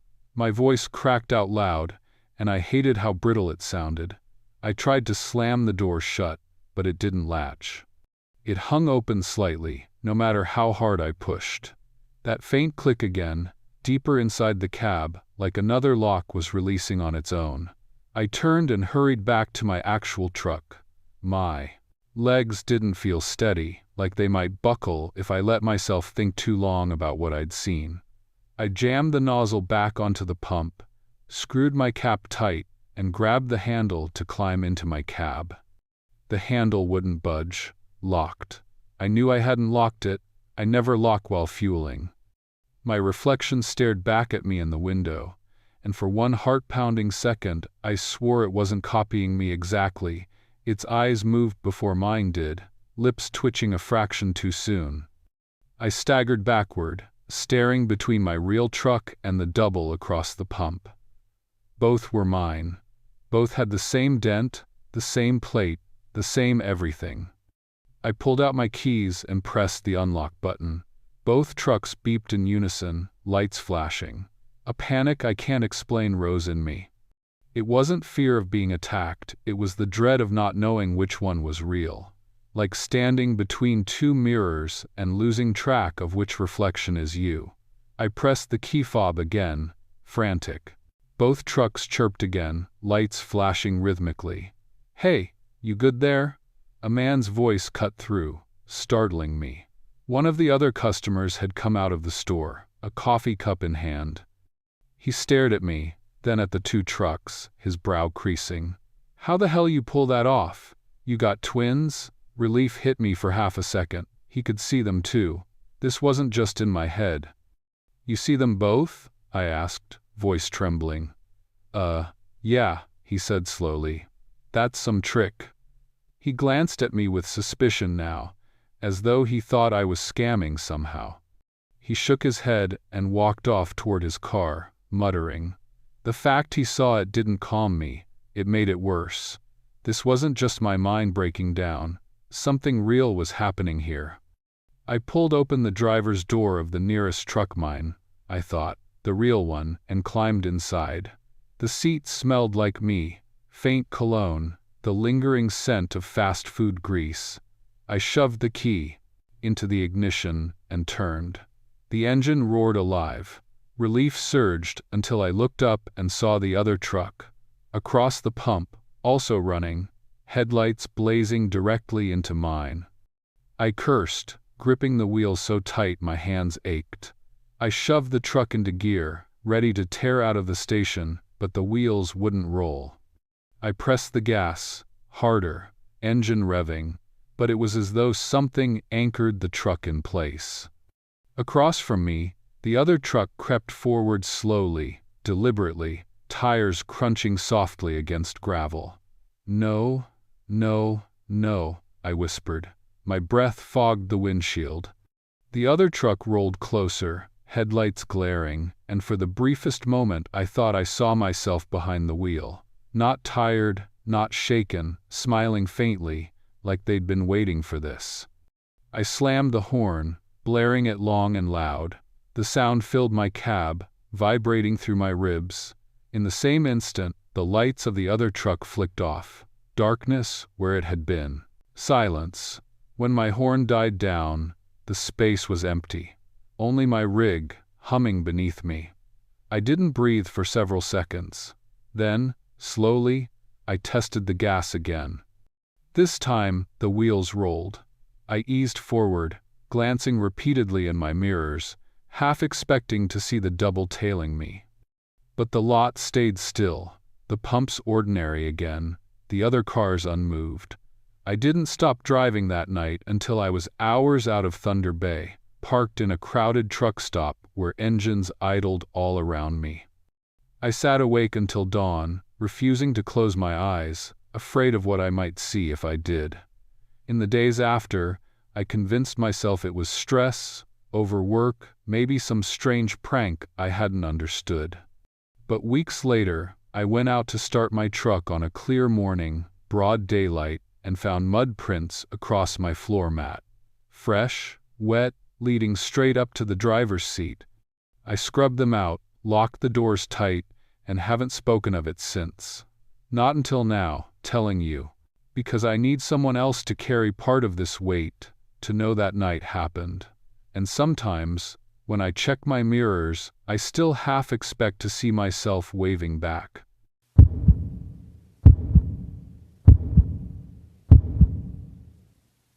Story number 18. I jammed the card into the slot and tapped my code without really looking, just wanting to get the tank filled and drive back to my flat. My classes had gone late that night, and it was one of those weeks where I hadn't eaten properly in days. The pump screen blinked, but instead of numbers, I saw a static fuzzed image. I frowned, leaning closer. It wasn't an error message, it was a room. My room. I knew it instantly, the cheap pine desk, the unmade bed with the green blanket, the poster on the wall I kept meaning to take down. My breath caught in my throat, because on the screen the camera angle was from above, like a corner-ceiling view, and I didn't own a camera in there. I froze, card still in the machine, nozzle dangling from its holder.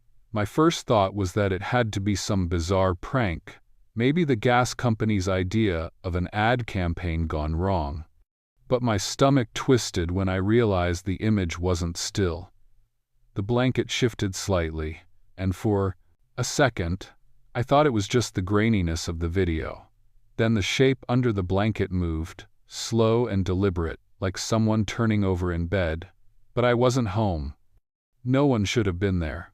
My hand was shaking so hard I almost dropped the nozzle. I tried hitting the cancel button, then the reset, even smacked the screen with the palm of my hand, but the video kept playing. The figure under the blanket shifted again, and I saw a hand, a pale, bony hand, slip out for just a moment before retreating back under the covers. I whispered, "What the hell?" My voice cracked, and I looked around at the empty station. No attendants, no other cars. Just me, and that pump screen showing me a live feed of my bedroom with someone inside it. I ripped my card out and shoved the nozzle back. The screen flickered to black, then showed the usual price menu like nothing had happened. I stood there breathing too hard, pressing my hand against the cold car door to steady myself. I wanted to believe I'd imagined it, some weird exhaustion hallucination, but I knew what I saw. I knew my blanket, my desk. That was my room. And someone was in it. I got in my car and drove faster than I should have, my mind buzzing with possibilities. Maybe my landlord had installed cameras. Maybe some creep had broken in. My stomach tightened with the thought of my laptop sitting on the desk, my journals, my clothes strewn around. But none of that mattered compared to the fact that there had been someone in my bed. When I pulled up outside my building, every instinct screamed at me not to go in. The stairwell was quiet as I climbed, my keys slippery in my palm. I paused outside my door, pressing my ear to it. Silence. No movement inside. My heart was pounding so hard I thought it might give me away if someone was listening. I forced the key into the lock, turned it slowly, and pushed the door open. Everything looked normal. My shoes by the mat, the pile of dishes I'd left in the sink, my jacket slung over a chair. I crept toward my bedroom, gripping the handle before shoving the door wide. The blanket was just as I'd left it, messy, half hanging off the bed. I pulled it back, bracing myself for what I might find underneath. Nothing. Sheets tangled. No one there. I tore through the whole apartment, every closet, even under the bathroom sink like an idiot. Nothing. No signs of forced entry. No cameras that I could see. I finally slumped against the kitchen counter, trying to convince myself I had lost it, that stress and too many sleepless nights had made me see something that wasn't real. But the detail was too sharp. The angle was too specific. That feed was real. I didn't sleep that night. I couldn't. I sat in the corner of my room with the lights on, blanket wrapped around me like armor, waiting for something to happen. Nothing did. By morning, exhaustion blurred everything, but I still couldn't shake the certainty of what I'd seen. I told myself I'd avoid that station, never stop there again, and maybe the whole thing would fade. But 2 nights later, I drove past, and something made me glance toward it. My car slowed without me deciding, like I needed to prove to myself it had all been some glitch. The place looked the same, quiet, dim, deserted. Against every instinct, I pulled in. I got out, heart hammering, and approached the same pump. My card slid in, the screen blinked, and for a moment, it just showed the standard fuel menu. Relief almost made me laugh. Then the image shifted again, static, blurring before clearing into the same feed. My bedroom. Only this time, I was in it. The me on the screen was sitting cross-legged on the floor, head tilted down, hair covering my face. I stumbled back like I'd been punched. My hands were shaking as I hit every button on the panel, trying to make it stop, but the video stayed. The me on the screen slowly lifted her head. My own face stared back at me, but the eyes were wrong, sunken, too wide, and unblinking. My double smiled, thin and crooked, and then leaned toward the camera until her entire face filled the screen. I ripped my card free and ran to my car. My chest felt like it was caving in. I slammed the door shut, locked it, and started the engine. As I reversed, I glanced at the station's storefront windows. In the reflection, I saw myself still standing by the pump, even though I was in the car. I didn't look away until I hit the road, and even then, the image burned in my mind. That night, I packed a bag and went to stay with a friend across town. I didn't tell her the whole truth. I just said I thought someone had been in my apartment, that I felt unsafe. She didn't question it. I avoided going home for a week. When I finally did, everything was untouched. Still, I checked every inch for hidden cameras. Nothing. But sleep was impossible. I kept feeling like if I closed my eyes, I'd open them to see myself standing at the foot of the bed. Eventually, I called the police. I felt stupid, but I couldn't carry it anymore. I told them someone had hacked the pump screen to show my room. The officer was polite but skeptical. They checked the station, but there was no trace of anything unusual. The CCTV for the pump had gaps that night. Technical error, they said. I asked if they'd found evidence of tampering. Nothing. They suggested maybe I'd imagined it, maybe stress from school. For weeks, I avoided that route. I thought maybe if I never went back, it would stop haunting me. But one evening, on the way home from class, I saw flashing lights ahead, police cars, cordon tape. They were at the station. I slowed down, rolling past as officers moved around the pumps. The next day, news came out. A woman had been found dead in her car there. No forced entry, no signs of struggle. Just sitting in the driver's seat, eyes wide open, like she'd seen something she couldn't handle. I couldn't stop myself. I went back, just once, to see if I'd been imagining it all along. I used a different pump, hands trembling as I pushed the card in. The screen lit, static flickered, and there it was again, my room. Only this time, the bed was empty, the chair pushed back, the blanket folded neatly, like someone was waiting for me to come home. That was the last time I ever used a self-service station.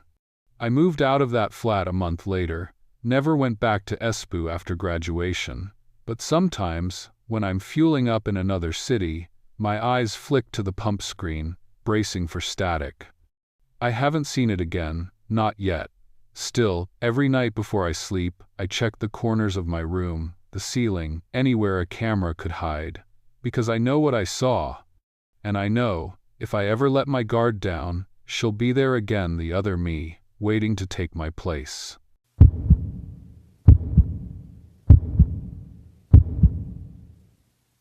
Story number 19. I pulled into the gas station with my hands aching from gripping the wheel too tightly. It was close to midnight, and I'd been driving for hours with two friends sleeping in the back seat. I didn't want to wake them, so I slipped out quietly, telling myself I just needed to stretch my legs and use the restroom before continuing the trip south. The place looked like any small station in the outskirts of Dundee, quiet, the kind where even the fluorescent signs seemed too tired to glow properly. I walked straight toward the restroom at the side of the building, because the thought of relief was the only thing keeping me steady after the caffeine and exhaustion.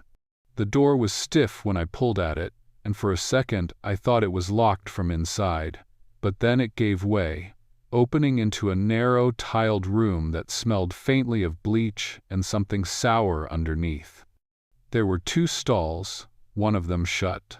I was about to step into the open one when I heard a sharp, urgent knocking from inside the closed stall. Not like someone fumbling or adjusting. It was desperate, like fists slamming on the inside of the door in quick bursts. I froze, my hand still on the stall handle of the one I intended to use. The knocking stopped for maybe a second, then started again, harder, faster. I felt the skin on my arms prickle. "Hello?" I asked, but my voice sounded smaller than I meant it to. No answer, just another flurry of knocks, then silence. I backed out of the restroom and nearly collided with the clerk, who was leaning on the counter a few feet away inside the shop. He looked half asleep until I stammered, "Someone's trapped in there, in the restroom stall." His eyes narrowed, not with concern, but with something unreadable. "There shouldn't be anyone in there," he said, his voice flat. I insisted. I wasn't imagining the sound. He sighed, pushed himself upright, and pulled out a ring of keys from under the counter. "Show me," he said, and I followed him back, my chest tightening with the sick thought that maybe it was a child locked in, or someone in distress who'd been ignored. The knocking didn't start again when we entered this time. The silence was worse. The clerk walked straight to the closed stall, fitted the key into the rusty lock, and turned it. The door creaked open. Empty. The small cubicle had no window, no gap large enough for someone to slip through. Just a grimy toilet and walls scrawled with years of pen marks. My stomach flipped when I saw it sitting neatly against the wall under the toilet. A child's shoe, smeared with dried, dark blood. I looked at the clerk, expecting alarm, but he only stared at it like he'd seen it 100 times before. "That wasn't there earlier," I whispered, but he shook his head. "You should get back to your car," he muttered. His tone wasn't a warning, more like a dismissal, and that unsettled me more than anything else. I should have listened and left. I knew it, even then, but the idea of some kid hurt or missing kept my feet rooted. "Whose shoe is that?" I asked. He didn't answer, just stooped down, grabbed it by the heel like it was something rotten, and carried it back out to the counter. I followed him, demanding he explain. He set the shoe under the counter, out of sight, and said only, "You need to leave now." Something about the way he avoided looking at me made me feel like I'd stumbled into something I shouldn't have. I left the shop quickly, but as I walked across the lot to my car, I noticed a dark patch near the corner pump. It looked like an oil spill at first glance, but when I leaned down, the faint coppery smell was unmistakable. Blood, thin and washed out, but blood. I hurried back to the car and tried to settle myself. My friends were still sleeping, their breathing steady, oblivious. I gripped the steering wheel, but instead of pulling out, I glanced back at the shop. The clerk was standing at the glass window, staring at me, his arms folded tightly. The longer I sat there, the more wrong everything felt. My gut twisted between wanting to speed off and this awful sense of responsibility, that if I left, I'd be abandoning someone in trouble. Finally, I got out again, heart pounding, and walked back to the store.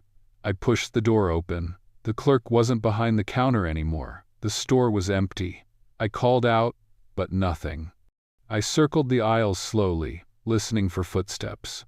When I reached the restroom hallway again, the stall door was shut once more. This time, I didn't hear knocking.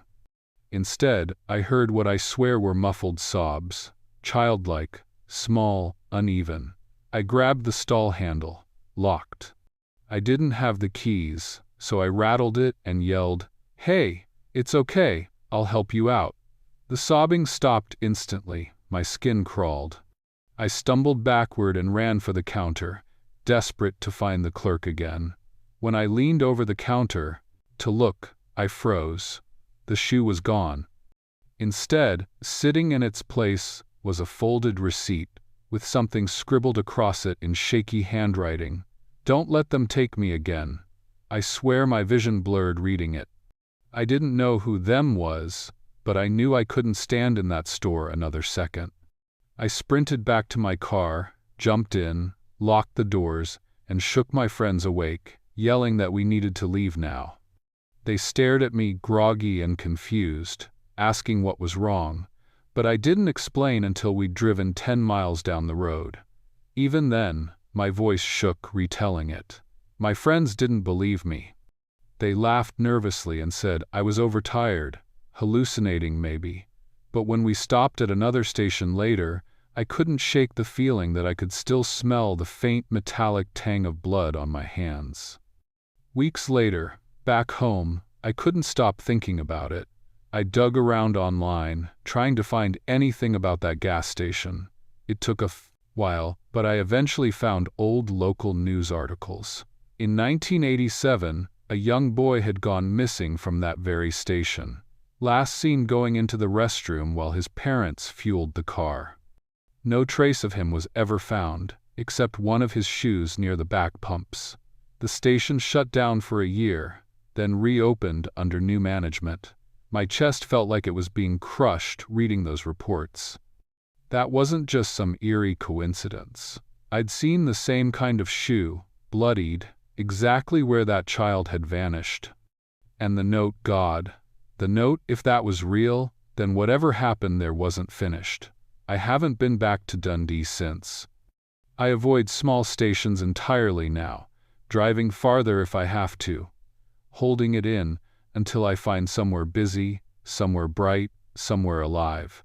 Because I know what I heard that night. The knocking wasn't imagination. The sobbing wasn't a dream. And the worst part? I think the clerk knew. Maybe he'd been covering it up for years. Or maybe he was as much a prisoner of that place as the child was. But the way he looked at me, like I had seen something I wasn't supposed to, it made clear that whatever was in that restroom wasn't meant to ever be let out. Sometimes I wake in the night convinced I can still hear it. That desperate pounding, short, frantic bursts right against the inside of my skull. And then silence, waiting for me to answer.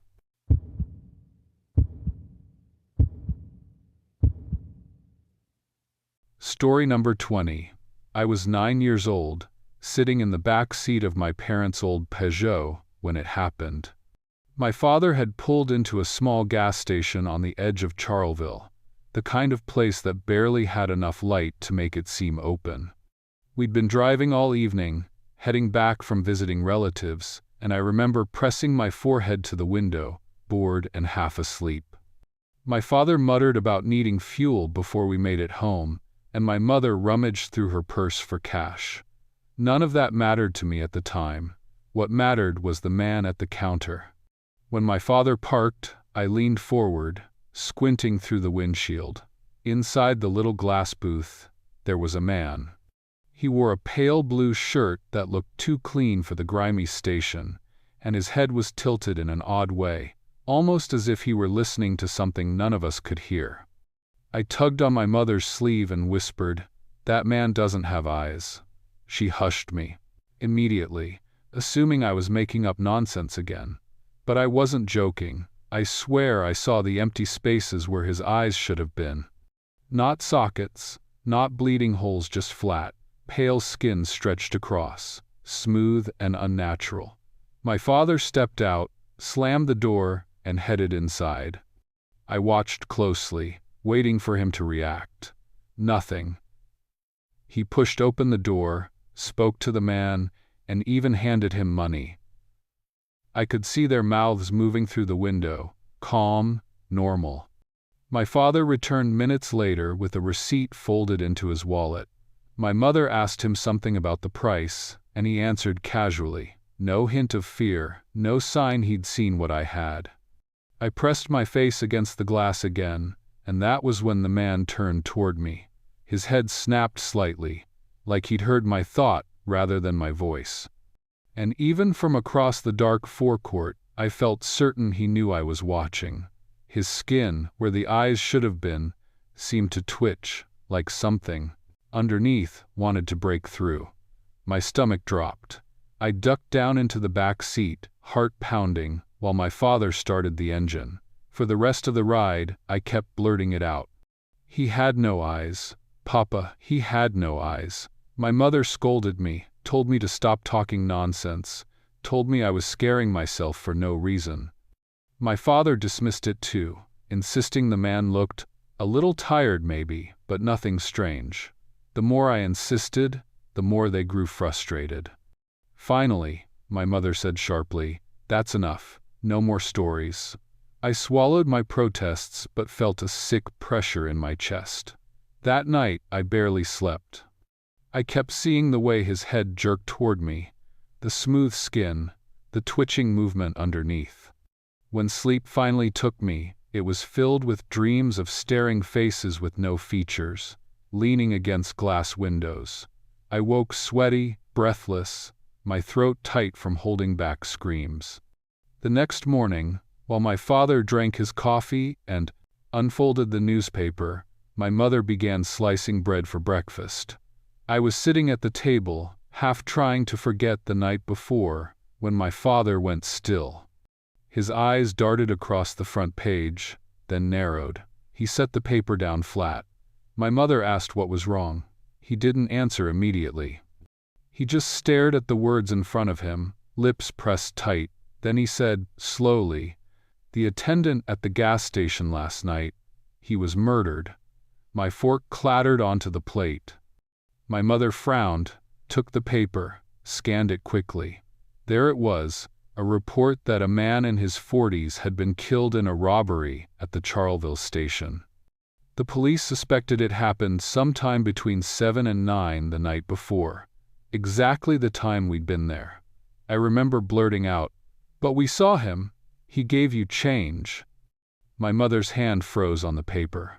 My father shook his head. "The article says the body was found inside the booth. They think he died hours before." He stared at me then, the first real flicker of fear I'd ever seen in his eyes. He was calculating the time, realizing what it meant. We had stood inside that station, spoken to a man who, according to the police, was already dead. My mother tried to rationalize it. Maybe it was someone else, maybe the killer posed as him, but her voice faltered. The article had mentioned the murder was brutal. The victim left slumped behind the counter.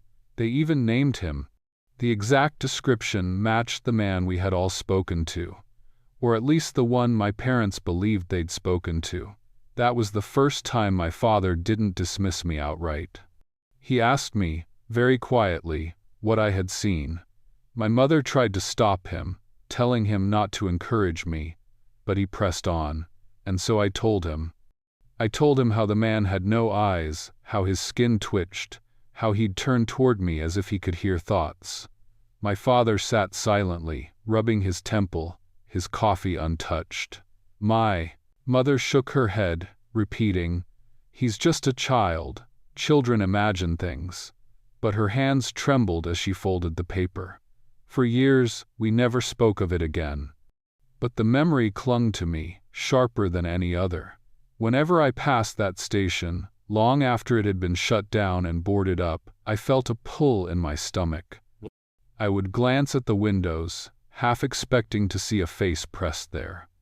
When I grew older, I tried to convince myself it had been a trick of the light, a child's imagination, or maybe even some cruel joke played by whoever killed that man, but no explanation ever settled. The part that still gnawed at me was this. My parents saw him as normal, a man behind the counter, taking money, giving change. Only I saw the missing eyes. Why? Why me? I used to lie awake, convinced that if I had stared longer, I might have seen more, that something worse was beneath that skin. When I left Charleville years later, I thought the distance would dull the memory. It didn't. In my 20s, I stumbled across an old article online while searching archives, trying to put it to rest. The station murder had been solved, they said. The killer caught. But buried in the comments of the report was something that made my blood run cold. A woman from the area wrote that she too had stopped at that same station on the night of the murder, just after 9.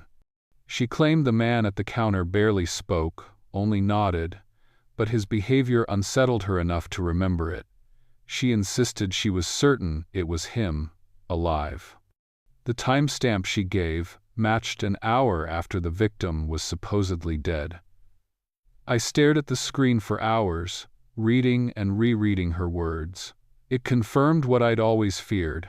I wasn't alone in what I'd seen. Someone else had met him when he shouldn't have been there. Only, she hadn't noticed his eyes. Or maybe she hadn't looked long enough. The final piece came years later, when my father and I were repairing his shed. He was older, slower, but still sharp. Out of nowhere, he said, "Do you remember the gas station?" I froze, the hammer in my hand suddenly heavy. I nodded. He didn't look at me, just kept working. "I've thought about it all my life." He spoke to me, took my money. But the voice, it was strange, like it came from the walls, not his mouth. He paused, set the wood down, and sighed. "I didn't want to admit it to your mother, but I think you saw more than we did. Maybe he showed you what he really was." Hearing him say that shattered any comfort I had left. My father had never believed in the unnatural, never indulged stories, yet here he was, admitting the same unease, confessing something he had buried for decades. It left me shaken, but also vindicated. Now, when I think back, I don't just remember fear. I remember the way that man turned toward me, how deliberate it was, like recognition. As if he knew I could see through the mask he wore for everyone else. And I wonder if that's why he twitched, why he paused, why he gave me that moment of dreadful attention. It's been years, and the gas station is long gone. But sometimes, when I stop at any fuel station, I still glance at the attendant's eyes, searching for smooth skin. I can't shake the thought that maybe, once you've seen it, you're marked forever. My father believed it, in his own quiet way. He never said more, but the silence between us whenever we passed a lonely station said enough.